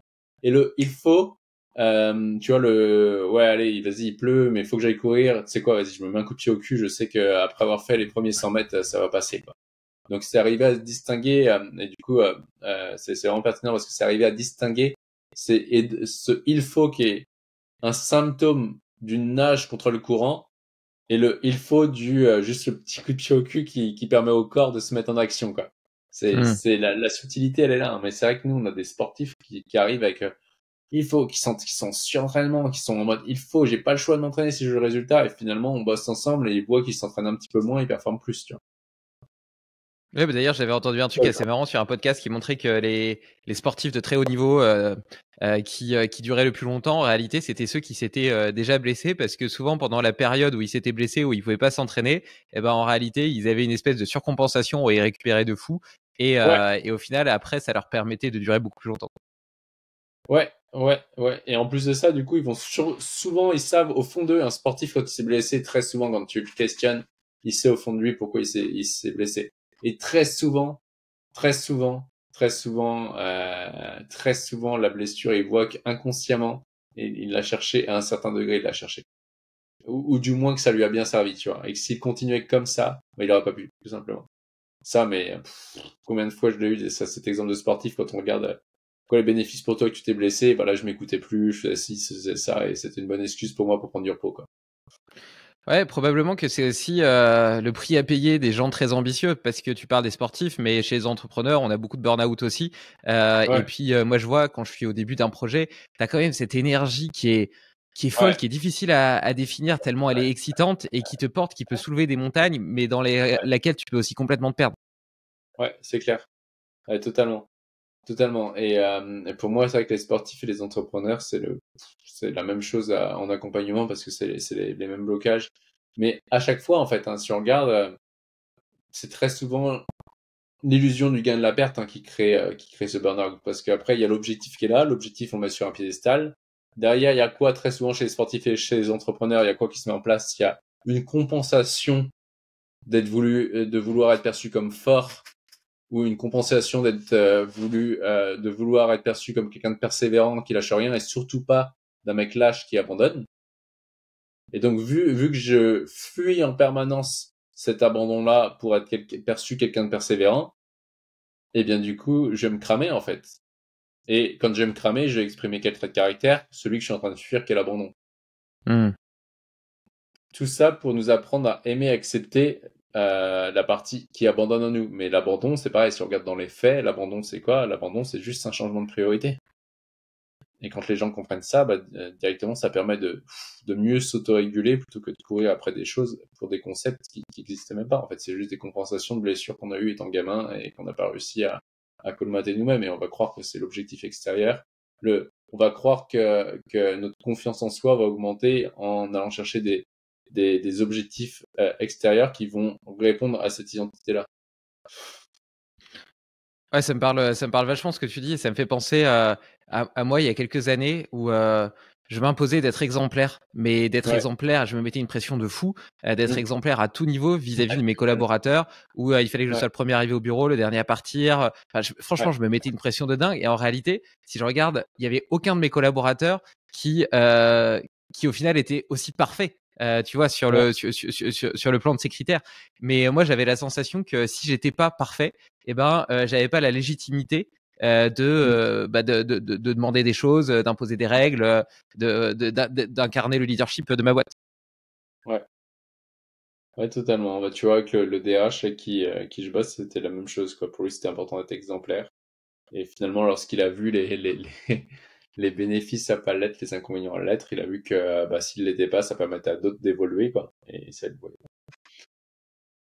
Tu vois, c'est pareil sur le temps de travail. Moi, je me suis construit avec l'idée qu'un entrepreneur travaillait 80 heures par semaine. Et lorsque j'ai commencé à moins travailler, alors même que j'en constatais les bénéfices, notamment sur ma clarté mentale, etc.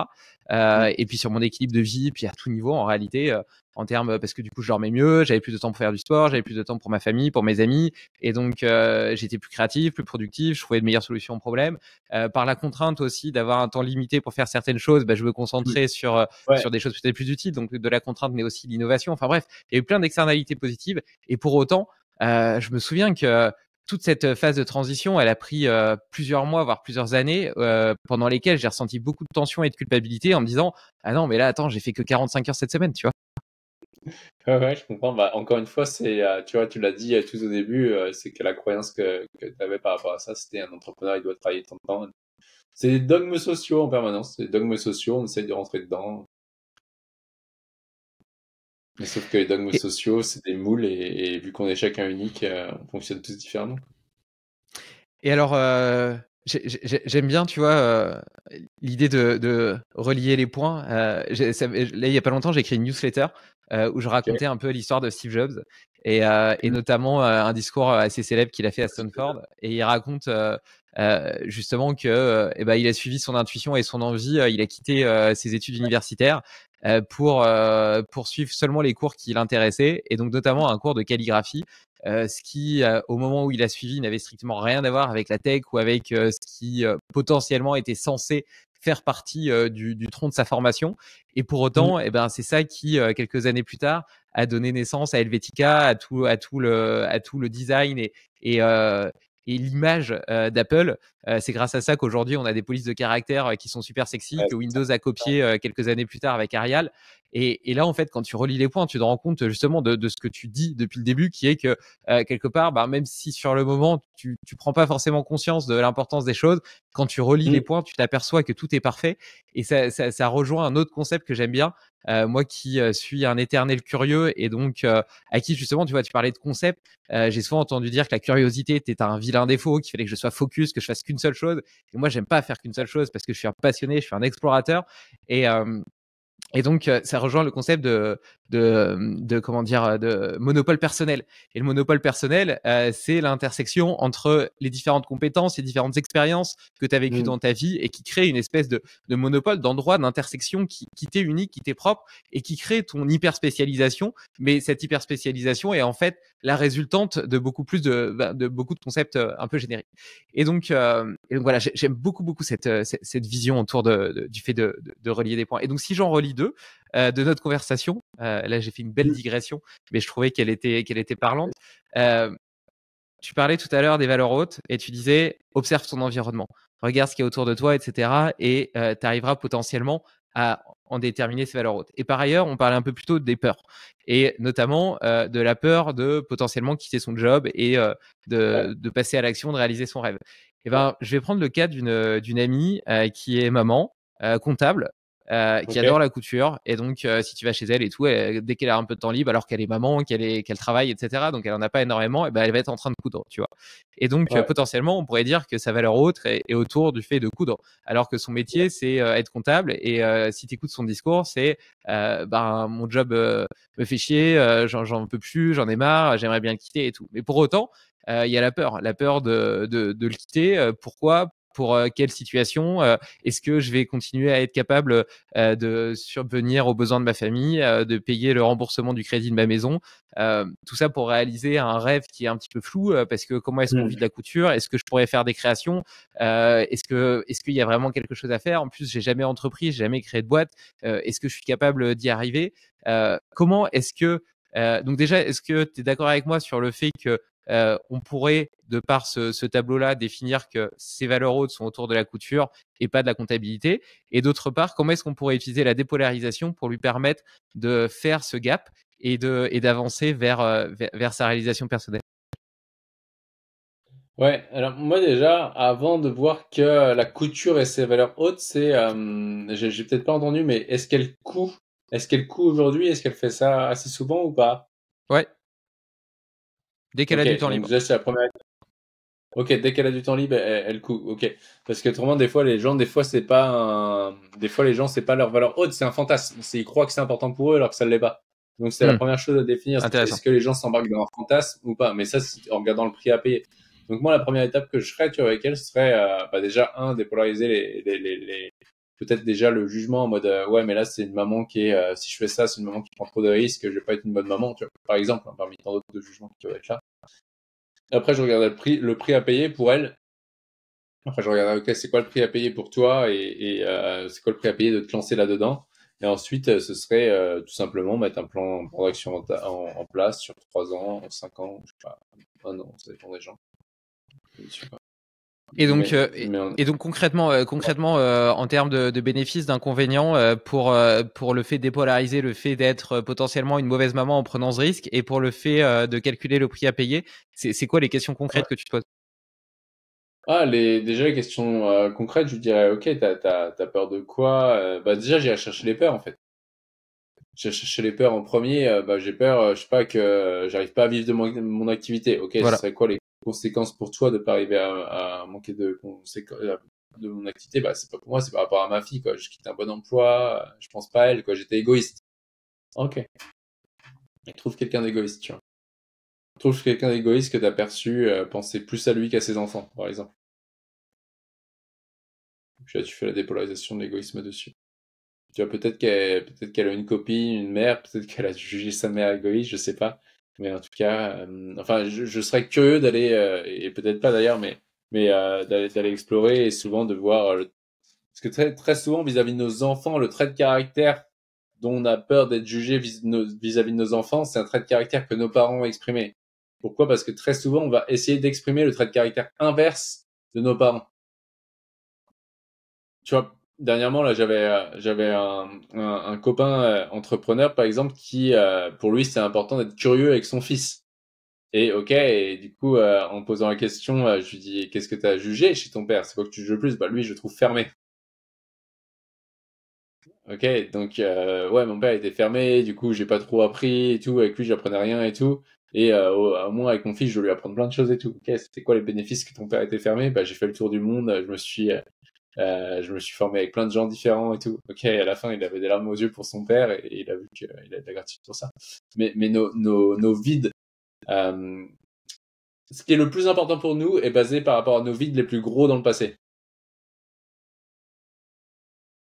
Donc, mais vu que ça qui est drôle en fait quand on observe là c'est pour ça nous on lance un nouveau programme sur le couple et sur la famille parce que plus j'accompagne des gens, plus j'adore, notamment avec les entrepreneurs, aller sur cette dynamique familiale et voir le schéma dans l'ensemble. C'est pour ça que dans les familles, du coup, il y a des fois des gens qui se comprennent pas trop parce que toi, en tant qu'enfant, t'as eu tel vide, t'as perçu ton père qui était, par exemple, je sais pas, égoïste et qui pensait qu'à lui. Du coup, tu compenses en étant altruiste, hyper présent avec tes enfants, sauf que tes enfants, du coup, ils disent, ah, mais mon père, il s'est sacrifié pour nous, jamais je ferais ça.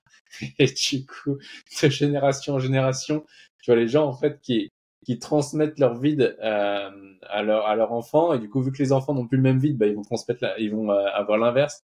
Et du coup, c'est magnifique à observer, en fait, à chaque fois que l'équilibre reste présent à travers les générations. Ouais, c'est hyper intéressant. C'est une super bonne idée ce programme. Et enfin, tu vois, moi j'ai entendu dire plein de fois mon père me dire qu'il avait pas envie de reproduire les erreurs de Ouais, ses parents. Et en fait, il en pas a fait d'erreur. d'autres. Alors je sais pas si elles étaient meilleures ou pires, tu vois, Ouais, mais en tout cas sûrement ouais, sûrement à équivalence. Et donc au final, t'es à chaque fois en train de faire des effets de bord. C'est un peu comme un voilier, tu vois, qui est sur l'eau et puis ou un bateau et puis tu donnes un coup de barre trop important et puis après du coup il tourne trop. Alors du coup tu redonnes trop important de l'autre sens et en fait t'arrêtes pas de faire des zigzags quoi. c'est ça, exactement, ouais. Alors que là, le but, ouais, c'est aller chercher, avoir la gratitude pour nos parents, quoi, mais tout simplement. Et Mais quand t'as ça, un c'est... client, Ouais. non vas-y. Pardon? Non vas-y, je Non, t'en je prie. disais, c'est dingue, enfin, nous, dans les séminaires qu'on fait, dans le séminaire TIPT, tu vois, qu'on voit souvent, on travaille sur les 75-80% des cas, ce qui revient, même si on le dit pas aux gens, mais au final, ce qui revient, ils le voient au bout de 2 heures, tu dis, ah, mais en fait, c'est ma mère ou mon père qui exprime ce trait de caractère. Et en fait, on voit que dans les gros collapses, dans les grosses dépolarisations qui font l'effet big domino, souvent c'est sur le père ou sur la mère quoi, qu'on les trouve. Ou sur un concurrent, mais sur un conjoint, pardon. Ou alors sur un conjoint ou frère-sœur, mais très souvent, 80% du temps, c'est les parents. Bah, c'est pas étonnant parce que quelque part on s'est construit. Tu vois, Ouais, enfin moi j'ai une petite fille qui a 2 ans et demi. Maintenant j'en ai une deuxième d'ailleurs qui vient d'arriver, qui a 15 ok. jours. Et tu vois, je vois vraiment que ma fille c'est une éponge.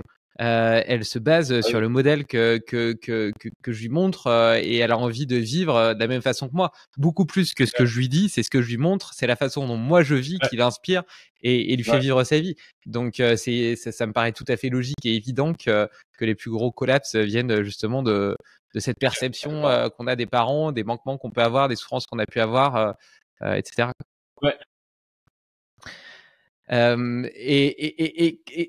Je me quand tu as un client qui vient te voir, il a toujours conscience de sa problématique ou entre guillemets, tu vois, il sait que bah il a peur de quelque chose, qu'il a peur d'échouer, qu'il a peur de ceci, qu'il a peur de ça là, ou tu vois, tu parlais tout à l'heure de son fils, du père qui voulait que son fils soit curieux, etc. Je veux dire, en gros, est-ce que ouais. quelqu'un peut venir te voir et puis te dire, écoute, je sais pas ce sur quoi je dois travailler, mais je trouve que la méthode elle est intéressante. J'aimerais que tu m'aides à trouver ce sur quoi je dois travailler et puis qu'on avance ensemble. Ouais, alors ça, on va plus le faire sur les séminaires, parce que c'est vrai que moi, tu sais, j'ai le côté performance sur lequel je suis assez attaché quand même. Enfin, je viens du sport je viens du sport de haut niveau à la base. Euh, du coup, je suis attaché à avoir des résultats. Tu vois, c'est le paradoxe. Alors que je suis attaché à avoir des résultats avec les clients. Et du coup, c'est vrai que nous, on travaille avec l'Académie de l'Haute Performance sur les accompagnements qu'on a sur 2-3 mois.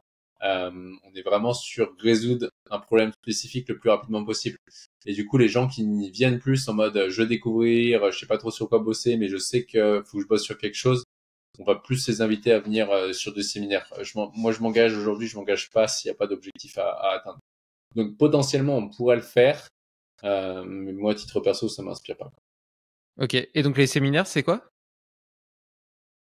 Bah, nous, on a un séminaire le plus beau qu'on fait, enfin, ça, c'est un séminaire, enfin, vraiment, je suis content parce que j'ai des gens qui ont fait des séminaires en France et même à l'étranger et qui disent, ouais, celui-là, en francophonie, je pense qu'il n'y a pas plus transformatif. C'est le plus beau séminaire qu'on a, c'est le séminaire qui s'appelle Tilt, qui est sur 2 jours. Et en gros, on a mixé deux compétences. On a mixé la dépolarisation avec la chiropraxie network, NETWORK, qui vient de Donald Epstein. Et moi, cette méthode de chiro, c'est quelque chose que à l'époque je faisais avec des mentors. Tu vois, je retourne en Italie, c'est un séminaire qui me coûte 5000 euros les 4 jours, tu vois, à titre perso, de passer en soins chiro avec Donald Epstein, le papa, le père de ça. Euh, et c'est d'autres séminaires que je faisais avec un Français, ça me coûtait pas 3000 balles les 5 jours. Et nous, on a réussi à mixer. En fait, j'ai trouvé un gars en France qui faisait ça. Et du coup, on a réussi à mixer. En fait, pour moi, c'est le séminaire de mes rêves. Quand je me suis dit, mais je voulais faire des séminaires en mixant psycho-émotionnel et corporel, et émotion et corps. Et en fait, là, on a mixé les deux. Donc, les gens passent. Moi, j'ai une équipe d'environ 10 coachs. Tu vois, on bloque le séminaire à une cinquantaine de personnes. Et on divise le groupe en deux. Et les gens passent avec notre groupe en dépolarisation. On va faire du coup des dépolarisations la matinée. Enfin, sur la première moitié de la matinée. Ensuite, ils basculent en soins chiropraxie. Et là, on tourne comme ça. On va faire 3 dépolarisations différentes et 3 soins chiropraxie différents. Et ce qui est intéressant, en fait, ce qu'on a remarqué, c'est que ce que mes amis trouvaient en network, en chiro, c'était très, très, très souvent, genre, ouais, peut-être 70% des cas, c'était la même chose qu'on avait, sans qu'on se parle, c'était sur la même chose qu'on avait travaillé en psycho-émotionnel.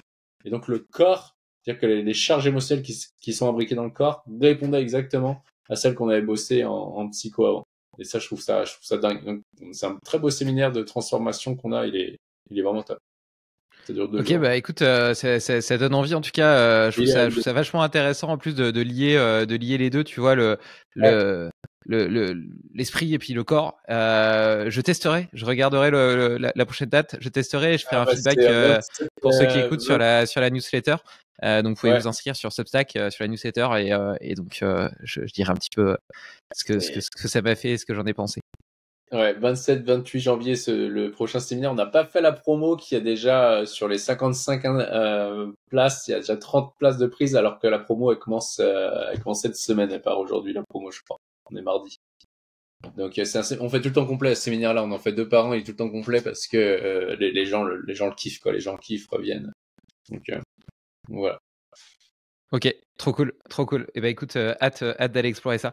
Je reviens sur ce concept de du coup rien n'est grave. Tu vois, c'est un petit peu l'idéal. L'idéal final, c'est de se dire qu'au final, quoi qu'il arrive, rien n'est grave, tout a une bonne Ouais. raison, tout nous permet d'évoluer vers nos valeurs hautes. On l'a déjà dit plein de fois.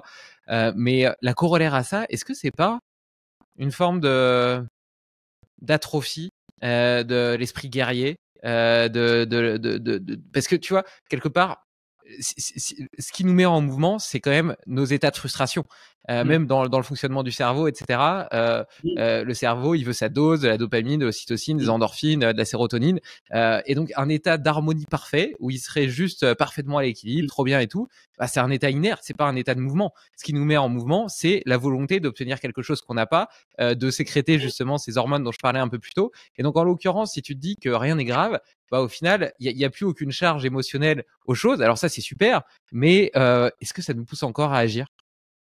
Ouais, alors c'est trop bien parce que ça on la pose souvent. Alors déjà, tant qu'on aura un corps, on sera polarisé. Donc, tant qu'on aura un corps, on courra après gain et perte. On cherchera à fuir les prédateurs et aller vers les proies ou vers les semblables. Donc, ça, c'est la première étape. Donc, on peut se rassurer là-dessus. On aura tout le temps ce fonctionnement de gain-perte.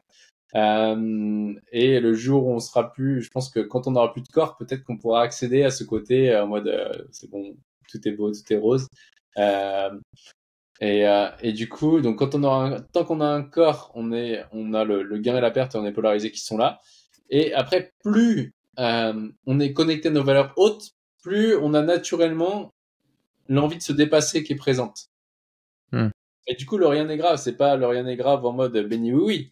C'est le rien n'est grave, c'est ok, il y a machin qui fait ça pour me faire du mal. Bah, c'est en mode ok, merci, parce que je vois que je commence à avoir un coup de mou par rapport à mes projets. Et du coup, si l'autre il était pas là à m'insulter ou à me critiquer, bah j'aurais pas autant envie de me dépasser aujourd'hui. Donc, au lieu d'être dans la hargne en mode putain, mais quel connard celui-là, il me pourrait la vie, c'est plus merci, t'es un gros bâtard, mais je vais te prouver que t'as tort, dans l'amour et la gratitude. Donc, tu vois, en séminaire, souvent, je la sors, t'es plus en mode je vais t'exploser, mais dans l'amour et la gratitude plutôt que pour t'exploser par haine, tu vois. Ouais, non, ça me parle, ça me paraît pas mal. Et tu dis, on est polarisé parce qu'on a un corps. Si on Ouais, essaie de se faire une expérience de pensée, là, tu vois, avec l'arrivée de l'intelligence artificielle, etc., on pourrait ouais, imaginer que le post-humanisme, on soit simplement ouais, une espèce de ouais, conscience détachée ouais, de notre corps. ouais, Dans ce cas-là, on serait plus polarisé pour toi? ouais. Ah ouais, moi je crois beaucoup à la théorie de l'unification de la conscience. Je sais pas si t'as lu L'Immortel c'est un Portugais, le mec qui a écrit La Formule de Dieu. Euh, c'est un journaliste qui fait des livres qui sont brillants et les romances. Euh, c'est L'Immortel où il part sur la théorie de la conscience unifiée. Et moi, je crois beaucoup à ça. Je pense qu'on est dans une phase tu vois, par des polarités, les polarités se rapprochent de plus en plus. Donc avant, on avait la préhistoire, on avait les hommes cueilleurs, les hommes chasseurs et les femmes cueilleuses. Après, bon, il y a eu des étapes qui sont passées avec le vote et tout, les révolutions, et du coup des femmes qui ont plus eu accès à des choses d'hommes et des hommes à des choses de femmes. Aujourd'hui, on est dans une étape de même du transgenre, c'est-à-dire qu'on va transcender le genre, on va même changer physiquement de sexe. Donc les énergies se rapprochent. Et je pense que la prochaine étape, en effet, ça va être le transhumanisme, c'est-à-dire dépasser l'humain, dépasser la chair. Et bon, je pense qu'il y en a encore pour quelques siècles de ça, mais je pense que l'humain sous cette forme-là, de toute façon, il est condamné à disparaître. Je sais pas dans combien de temps, peut-être 500 ans, 1000 ans, mais je pense que de toute façon, le soleil à un moment donné va exploser, donc l'humain sous cette forme-là disparaîtra. Pour laisser place, probablement, j'en sais rien, hein, probablement à quelque chose de plus complexe en termes de conscience et qui a accès à de plus en plus d'informations plus rapidement. Quoi. Et que la somme des informations de l'humanité sera réunie dans autre chose. Tu vois. Et parce que le corps, c'est ce qui crée nos émotions. L'autre fois, je me questionnais. J'ai mes deux membres, tu vois, j'ai mes deux jambes, mes deux bras. Et en fait, je me posais vraiment la question, et ça vaudra peut-être le coup de poser la question à quelqu'un qui a une attelle, tu vois, imagine quelqu'un qui a une jambe totalement d'attelle. Est-ce qu'il tient autant à sa jambe que, est-ce qu'il a aussi peur de se blesser sur l'attelle que non, tu vois, que quelqu'un qui a une jambe en chair. Donc, donc je pense vraiment que le fait d'avoir la chair va faire qu'on crée nos émotions et que finalement, moins t'as de chair, moins t'as d'émotions. Et, et donc, ouais, je pense que je sais pas combien de temps, mais je pense en effet qu'il y aura de moins en moins d'émotions, de plus en plus de plus en plus justement, de conscience qui sera réunie quelque part et le corps, en tout cas humain, va disparaître à un moment donné. Ça, c'est ce que je Ouais. crois de plus en plus, en tout cas. Ouais. Ouais, non, c'est intéressant ce que tu dis par rapport à ce rôle des émotions qui sont en réalité des messagers. Et on en revient à ce qu'on disait plus Mm. tôt. Le but d'un organisme vivant, c'est la survie. Et donc, Ouais, potentiellement, si il est plus lié à la chair, sa survie est quelque part éternelle et assurée. Et ouais, donc, ouais. ces messagers et états de tension qui sont censés nous permettre justement de ressentir la peur, L'utilité. la colère, etc., et d'interagir avec notre environnement, n'auraient plus vraiment de sens. Et sur Ouais. cette idée de conscience universelle, j'en ai parlé. J'ai fait un super épisode avec Michel Galliana Ok. qui pourrait te plaire. Michel Galliana, avec qui on parle de cosmologie, de l'histoire de l'univers, des origines Ok. de la vie, Ok. et Excellent. on extrapole justement sur cette idée de post-humanisme où l'homme fusionnerait avec la machine et puis peut-être convergerait vers une forme de conscience universelle. Et pour lui, ça pouvait être aussi une façon de donner un sens à l'univers, parce qu'intrinsèquement, l'univers a pas de sens. Lui, il croit pas en la conquête spatiale sous notre forme Ouais. de Ouais. chair et d'os, parce qu'il dit que l'homme est intrinsèquement adapté à la vie sur Terre, et puis que la vie ailleurs, euh, que ce soit sur les échelles de temps nécessaires à aller sur d'autres Ouais. planètes ou Ouais. vis-à-vis de toutes les contraintes liées à l'environnement, Pour lui, l'homme est un animal terrestre, mais par contre, être comme ça une conscience universelle dans la machine lui ouvrirait les portes de l'ensemble de l'univers et pourrait donner un sens d'une certaine façon à l'univers, quoi, par l'unification. Ouais, exactement. Tu vois, moi, quand j'interviens en entreprise, souvent je leur dis quel est le plus gros problème que l'humanité cherche à transcender en permanence. Chaque être humain, le plus gros problème qu'il a, c'est quoi? À chaque fois, c'est cette notion d'espace et de temps. Chaque être humain essaye de parcourir le maximum d'espace en un minimum de temps. Et les entreprises qui ont du succès, ce sont celles qui arrivent à combler l'espace en un minimum de temps. C'est-à-dire que Amazon, pourquoi il a autant eu ça? Parce que Amazon, il permet, quand tu vas sur Amazon, tu as accès à un maximum d'espace en un minimum de temps. Nous, en dépolarisation, pourquoi on va très vite par rapport à la concurrence et du coup, on est l'entreprise qui est aujourd'hui leader en France et on est en train d'aller sur l'Europe parce qu'on permet aux gens de se libérer, donc d'aller du point A au point B en un minimum de temps. Et qu'est-ce qui empêche un être humain d'avoir ce qu'il veut en un minimum de temps? À chaque fois, c'est la gravité. Donc, l'être humain, ce qu'il cherche au fond de lui à résoudre, c'est ce problème de gravité.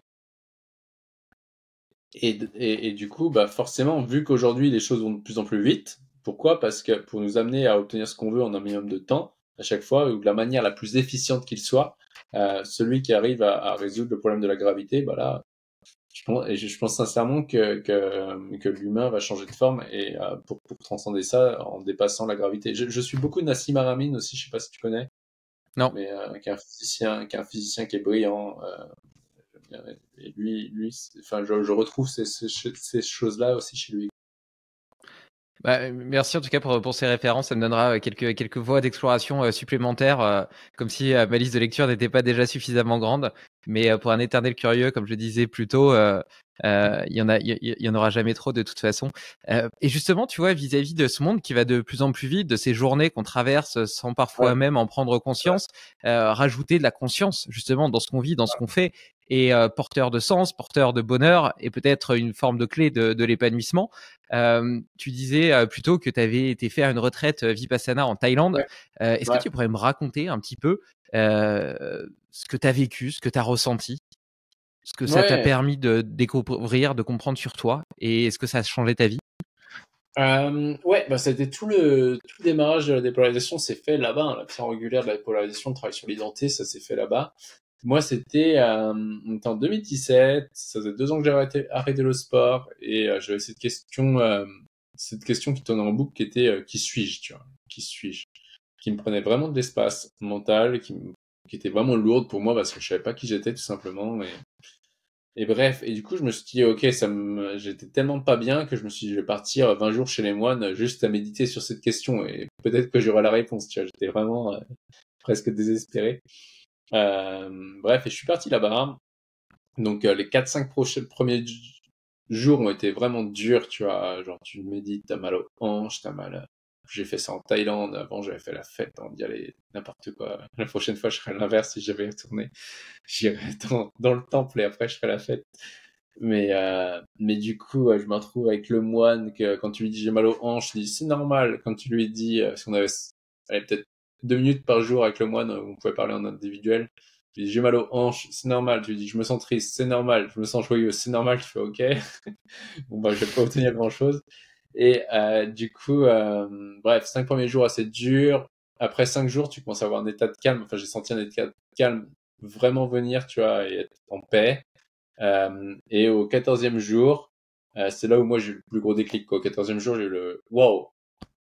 Genre, j'ai senti genre ma poitrine limite qui s'est ouverte et de l'énergie tourner circuler là-dedans. Et en fait, je réalise que waouh, mais en fait, je sais qui je suis, quoi. Et c'est là où je me dis, je suis tout. J'ai ressenti au fond de moi que je suis tout et que je suis juste un potentiel d'action. Et ça, c'était le plus gros déclic. Et c'est là où je me suis dit, en fait, et c'est là où j'ai pris le réflexe en mode, le truc en mode, ok, il y a l'essence et il y a l'existence. Il y a l'essence, il y a qui je suis, qui est informel, intemporel.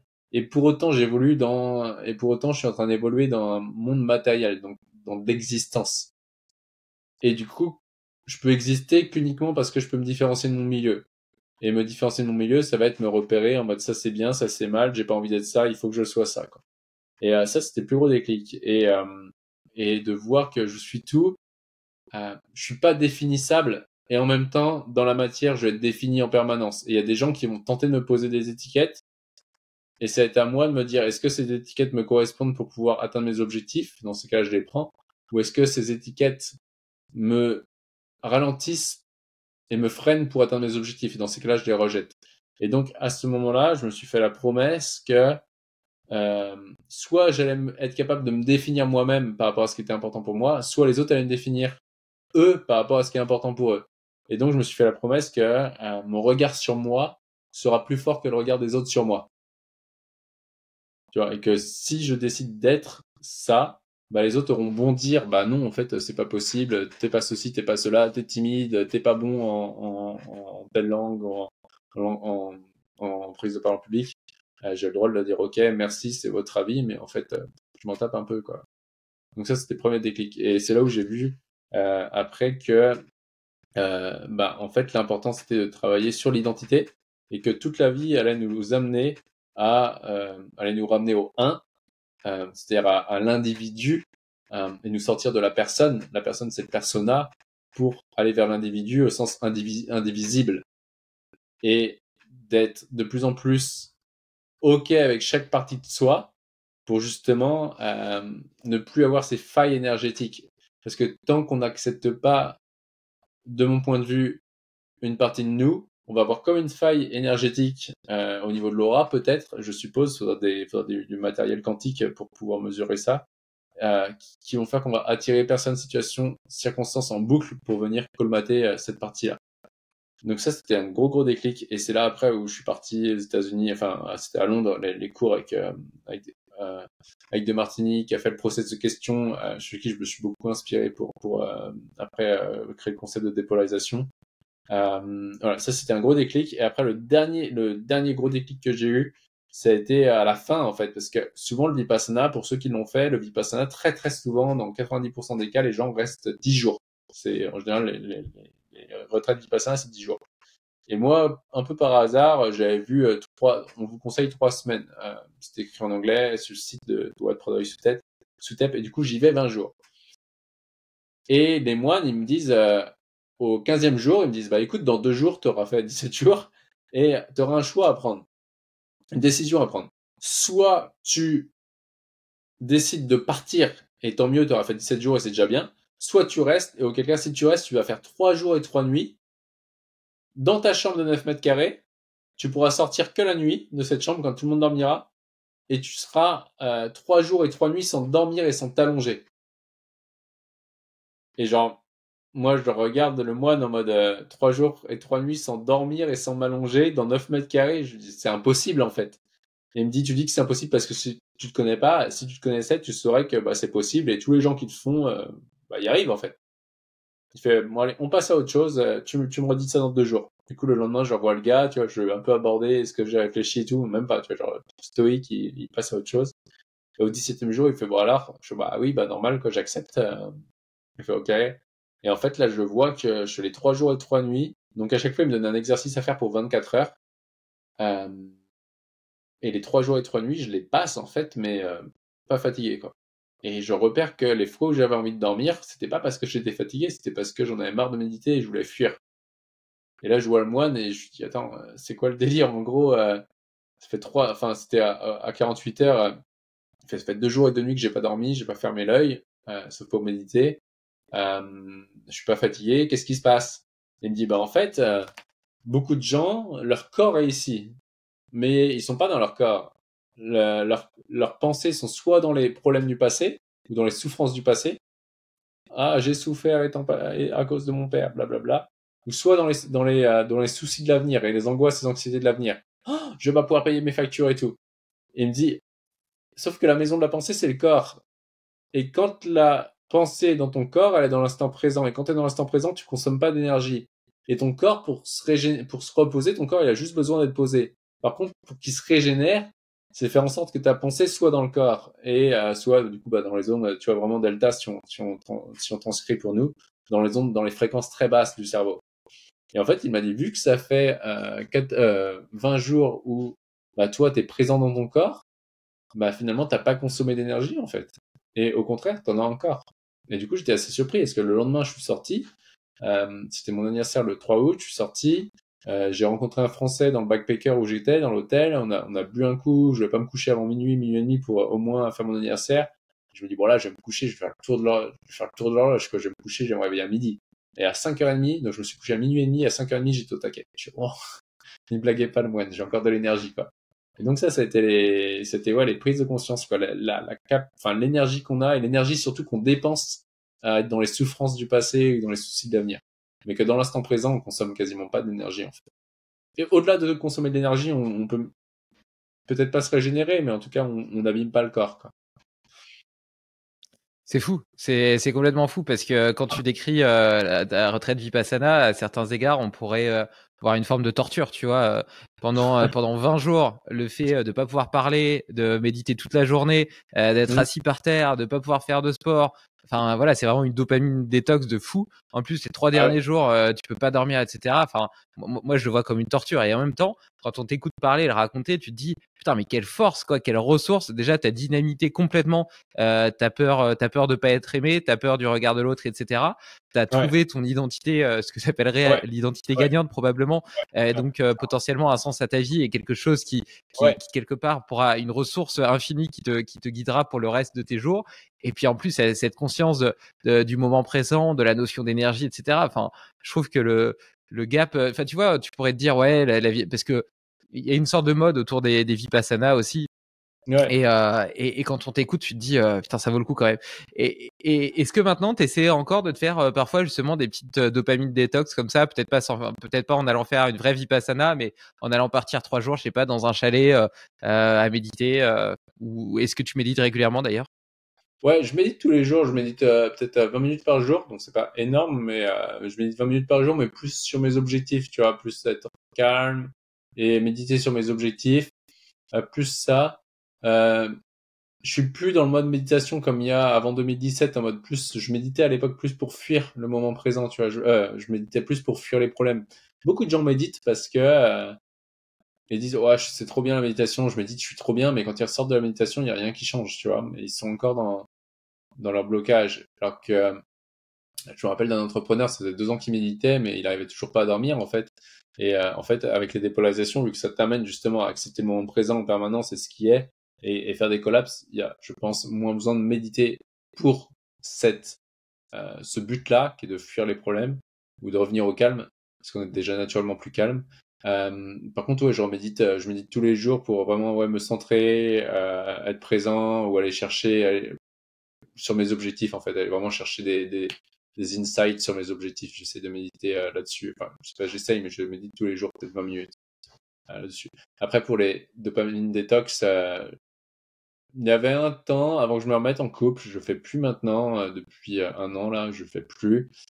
Tous les dimanches, je coupais mon téléphone. Je regardais pas mon téléphone de la journée. J'étais juste posé, je lisais, à la limite, j'allais lire, ou j'allais me promener.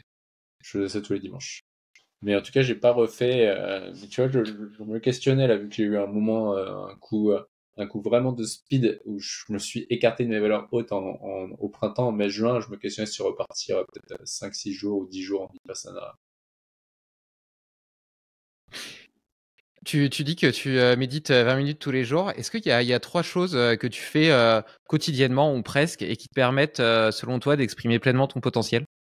Ouais, les 3 choses que je fais, c'est déjà j'ai mon carnet, donc tous les jours j'écris les 3 trucs de la journée à faire, par exemple. Euh, J'écris ça. Il y a les incantations ou on peut dire incantations ou relire, tu vois, ça fiche de comment dire des objectifs à moyen long terme. Ça je l'ai, tu vois, mes rêves, mes visions, me les rappeler tous les jours et méditer. Enfin méditer, visualiser, c'est la même chose. Ok, du coup, tes rêves et tes visions, il y a un moment où tu as pris du temps pour travailler sur toi et te dire, ok, à Ouais, 5 ans, 10 ans, 15 ans, ouais, voilà l'homme que je veux devenir. Et donc, tu ouais, les as notés, engrammés, ouais, et tous les jours, potentiellement, tu te les répètes et tu te demandes, ouais. ok, est-ce que les 3 actions que je vais mener aujourd'hui, elles me rapprochent de cette volonté et de ce choix que j'ai pris? Ouais, je vais pas jusqu'à me poser cette question-là. Je vais pas jusqu'à me poser cette question-là, mais dans l'ensemble, tout ce que tu as dit avant, ouais, il y a juste les trois choses d'avant. Non, je note parce que ouais, je pense que je vois que c'est en lien, donc je me pose pas la question, mais on pourrait, en tout cas, on peut la rajouter pour les gens qui commencent, ils peuvent la rajouter, clairement. Est-ce qu'il y a un outil que tu as acheté ces dernières années et qui a changé ton quotidien? Un outil? Ouais. Un outil technologique, tu veux dire? Bah, technologique ou pas, il y a pas forcément besoin de technologie dessus. Ça peut être une balle de massage, une lampe de luminothérapie, que sais-je, Alors, du coup, un non. sauna. Tu vois, moi, par exemple, le dernier outil que j'ai acheté, c'est mon sauna dans mon salon et franchement, j'en suis super content. Ah bah, et franchement, et je te comprends parce que tu vois quand moi je quand je réserve des hôtels, quand je pars, je regarde souvent s'il y a un sauna ou un hammam parce que j'adore prendre ce temps de sauna hammam posé. Mais dans les non, j'ai pas d'outil particulier. Je suis en train de réfléchir. Non, j'ai pas, non, à part mon carnet de notes, j'ai pas d'outil particulier. Ok. Ça veut dire, je me doute un petit peu de la réponse, mais je te la pose quand même. Ça veut dire quoi pour toi réussir sa vie? Hmm. Ouais, pour moi, ouais, c'est clair. Euh, Cette question-là, pour moi, ouais, il y a le réussir sa vie. Quand les gens disent je veux réussir, déjà, je leur dis, tu vois, c'est un athlète, alors je dis un peu, mais un athlète, quand il dit ouais, je veux réussir et tout, je lui dis, ok, au même degré où tu réussis, c'est par rapport à qui, à quoi déjà? Ah bah, par rapport au sport, ok, et quand tu perçois que tu réussis ça, où est-ce que tu te perçois en échec? Ah bah, dans mon couple, dans la vie sociale et tout. Ok, donc il n'y a pas de réussite perçue sans échec perçu aussi. Il n'y a pas de Hmm. réussite consciente sans échec inconscient. Donc ça, c'est vraiment la première étape. Il y a juste des êtres humains qui vivent leurs valeurs hautes et ils vont percevoir qu'ils réussissent ou ils échouent en fonction de la comparaison de ce qu'ils perçoivent de bien ou de mal. Donc c'est la première étape. Après, si on revient de manière plus concrète, ok, ce serait quoi pour moi réussir ma vie? C'est arriver justement à sortir de cette perception de réussite et d'échec pour arriver à suivre mon cœur au quotidien et à me connecter ouais, à ce qui m'inspire vraiment, à être capable de me détacher de tout objectif physique si j'en ai envie du jour au lendemain. Si demain je dois lâcher mon entreprise parce que j'ai envie de partir 6 mois, écrire un bouquin en montagne et bah, être capable de le faire si je sens que c'est ce qui est juste. Je pense que c'est ça pour moi. Ce serait être capable de me détacher ouais, être capable de me détacher au maximum de l'illusion du gain et de la perte pour me connecter à ce qui est réellement important pour moi, ce que mon cœur me dicte. Hmm. Ça me parle. Ça me parle et en même temps, c'est un défi de tous les jours à mon avis. Ouais. Tu sais, le moine m'avait dit un truc qui m'avait vraiment frappé à l'époque, qui était au sujet de la matière. Est-ce que tu es possédé ou tu crois posséder? Et bah, je sais pas, c'est mon téléphone. Il dit, c'est ton téléphone ou tu es au téléphone? Il fait, si demain tu perds ton téléphone et que quelqu'un te le vole, euh, qui est-ce qui va être triste? Le téléphone ou toi? Bah, moi. T'as une voiture, oui. Si demain quelqu'un vole ta voiture et roule avec ta voiture, qui va être triste? La voiture ou toi? Bah, moi, ok. Donc, qui possède qui en fait? Est-ce que tu es possédé par la voiture ou est-ce que tu la possèdes? Et là, bam, une claque. Je fais, bah, la réelle possession, en fait, c'est d'avoir quelque chose, s'en servir pour évoluer, en gros, et en même temps te dire que bah, si demain ça disparaît, t'es bien aussi, quoi. Ouais, Et bah, là-dessus, c'est un truc dont j'ai pris conscience aussi, que nos possessions parfois nous aliènent et notamment, ouais, donc moi, tu vois, avant, j'avais tendance à m'habiller bien en costume, etc., machin. Et en ouais, fait, j'étais prisonnier de mes vêtements. Dans la journée, ça m'empêchait de bouger. Si je voulais faire un peu de mobilité ou des trucs comme ça, je pouvais pas vraiment bouger, utiliser mon corps. Si bon, j'avais pas encore d'enfant à ce moment-là, mais imagine, je suis dans la rue et tout, ma fille a envie de courir ou de sauter dans les flaques, bah je pouvais pas parce que j'avais des beaux vêtements, j'avais pas envie de les abîmer. C'est pareil, tu t'achètes une belle bagnole et tout, je sais pas, une Porsche 911 pour ne pas citer de marque, c'est pas ma voiture, hein, mais j'en ai rêvé à un moment.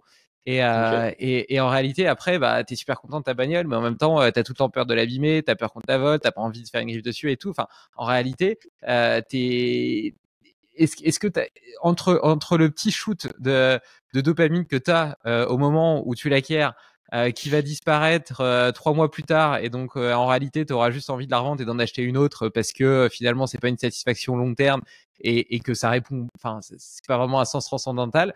Et Ouais, parallèlement à ça, la peur de l'abîmer, de perdre, etc. Et le train de vie que tu dois maintenir pour te conformer à cette image que tu t'es créée, je suis pas sûr que la balance elle soit positive. c'est clair.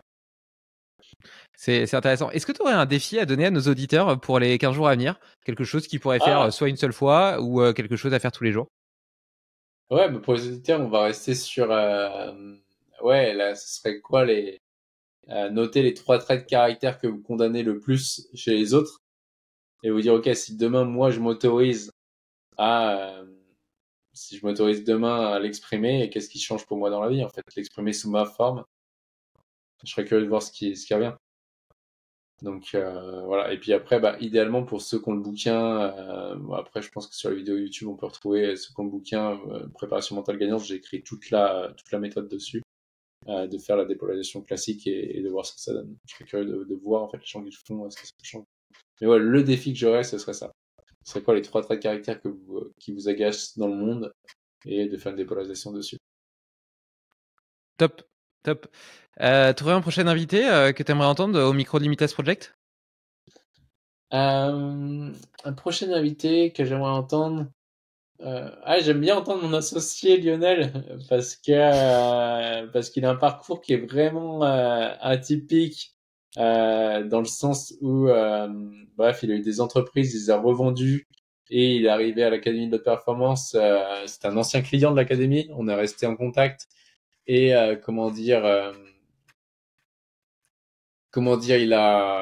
revendu plusieurs boîtes et tout, et il est revenu à l'entreprise parce que à l'Académie de haute performance, c'est une entreprise qui faisait du sens pour lui et il voulait plus. Enfin, il a vraiment le truc où lui, il a été des années dans la recherche de performance matérielle et le jour où il a eu tout ce qu'il voulait, et c'est là où il était le plus malheureux en fait. Et donc son parcours est assez intéressant à entendre. Voilà. Ok, ça me plaît. Je peux te mettre en introduction, mais je sais que les gens qui l'interviewent souvent, et du coup, c'est lui qui développe la partie Académie de performance Espagne et international aussi. Donc, et du coup, qui est assez intéressant sur ce qu'il croit beaucoup à côté à tout ce qui est au niveau inconscient, le choix du lieu de vie, etc. En fait, le lieu, bah, forcément, nos performances vont augmenter ou pas. Donc, à la fois le côté très spirituel et très perché, à la fois le côté matériel où le gars, il a vendu une boîte à plusieurs millions, c'était d'import-export et tout, très matériel pur et dur. Donc, c'est assez intéressant. Ça me parle pas mal, ça me plaît pas mal, donc avec grand plaisir pour la mise en relation. On arrive un petit peu à la fin de ce podcast. On a déjà parlé pas mal de ce que tu fais. Donc, il y a ton livre Préparation mentale gagnante, d'ailleurs qui suit un autre que tu avais écrit précédemment, l'identité gagnante, il me semble. On peut retrouver, travailler avec toi, réserver un coaching ou même se former pour devenir coach sur ton site, l'Académie de la haute performance. Il y a le séminaire dont tu as parlé que j'aimerais beaucoup tester et sur lequel j'essaierai de faire un feedback si j'ai l'occasion de le suivre cette fois-ci ou la fois suivante. Il y a un autre endroit où on peut te suivre, te contacter, que tu as envie de partager? Ouais, il y a YouTube où tu vois, on met des vidéos toutes les semaines sur YouTube. Ok. Voilà, YouTube. Après, ouais, non, le site internet, on a des blogs. Les gens peuvent passer sur Instagram aussi, on met du contenu. Donc voilà. Après, sur LinkedIn aussi, je suis de plus en plus présent. Bon, de toute façon, on mettra tous les liens dans l'article lié sur le site limitless-project.com. En écho au petit check-in qu'on a fait en début de podcast, je te propose de faire un petit check-out. Comment est-ce que tu te sens maintenant? Ouais, je me sens plutôt bien. Je suis content d'avoir pu échanger avec toi, d'avoir découvert, d'avoir eu cet échange. Donc, je me sens plutôt bien. Cool. Ben moi aussi, écoute, je me sens plutôt super bien. Ces podcasts ont tendance à me donner beaucoup d'énergie. On parlait d'intuition, de connexion au cœur, etc. Et ben, je pense que j'ai pas besoin de faire de dépolarisation pour savoir que ça répond à mes valeurs hautes et puis que je me sens bien en faisant ça. J'ai beaucoup aimé ton approche. Je pense que j'en perçois pas encore toutes les applications parce que il faut aussi pratiquer, tu vois, pour que ça puisse devenir un réflexe. Mais quand je regarde dans le rétroviseur mon parcours d'entrepreneur, il y a plusieurs moments où je pense que ces outils-là auraient pu m'aider à traverser des tempêtes, à clarifier mes idées, à m'engager différemment dans des projets. Donc maintenant que j'ai un petit peu ces outils-là, je pense les garder dans ma petite boîte à outils et puis justement les utiliser quand ça me semble important et justifié. Et puis j'aime bien quand même cette vision de se dire que quelque part tout arrive pour une bonne raison. Et que on évolue vers la personne qu'on doit devenir. Je trouve que c'est hyper apaisant quand même d'avoir cette perception-là des choses, même si au début, on doit, entre guillemets, faire semblant. C'est-à-dire qu'au début, elle est juste intellectuelle et on doit se forcer un petit peu pour y croire parce que, comme tu le dis, tu vois, les moments difficiles, ils sont quand même difficiles. C'est pas ça qui, du jour au lendemain, va les rendre faciles. Mais en se forçant à y croire, petit à petit, ça devient de plus en plus vrai. Et à mesure que ça devient vrai, la vie devient 100 fois plus facile, tu vois. 100 fois plus facile. Et d'ailleurs, t'as parlé tout à l'heure, au début du podcast, des niveaux, tu vois, des couches d'oignons, des niveaux de chaos, etc. Et moi, j'aime bien dire qu'on a la chance inestimable d'être incarné dans un corps pour jouer au grand jeu de la vie. Et donc, si on le perçoit comme un jeu, il y a des quêtes, tu vois, il y a des quêtes, des choses qu'on joue, et puis parfois on perd, parfois on gagne. Mais au final, on est toujours en train d'évoluer et de progresser comme dans un jeu vidéo. Et j'aime bien ce parallèle-là. Et je trouve que d'avoir cette vision un petit peu de gamifier un peu l'expérience de la vie et de se dire qu'on est là pour en profiter plus que pour répondre aux injonctions de la société, à nos peurs et à nos différentes peurs d'abondance, de manquer des autres, de survie, etc. Et ben, on peut vraiment être pleinement reconnaissant de ce cadeau qui nous est fait et en profiter pleinement. Ouais. Cool. Et du coup, dans le défi, si j'en avais un deuxième, on t'entend parler pour y croire et tout. Un exemple qu'on donne sur un séminaire qu'on fait à Wake Up, c'est on prend si les gens, les auditeurs prennent leur vie dans leur globalité, regardent tous les challenges qu'ils ont eu dans le passé, tu vois, les choses qu'ils disent, ouais, j'aurais préféré que ce soit autrement. Et en fait, on s'arrête sur chaque, on note 50 bénéfices que j'ai eu un père comme ça, 50 bénéfices qu'on m'ait insulté à l'école, des choses comme ça, et 50 inconvénients si c'était pas arrivé. Les gens, forcément, si on le fait sur 5-6 événements de notre vie, à un moment donné, le cerveau, il voit que derrière chaque fardeau apparent, il y a un cadeau caché, quoi. Et ça, c'est juste à nous d'apprendre à notre cerveau à le voir. Magnifique. Écoute, sur cette dernière et magnifique gemme de sagesse, Pierre, je te souhaite une belle journée. Je te remercie encore et puis je te dis à très bientôt. Merci à toi, David. Salut. Salut.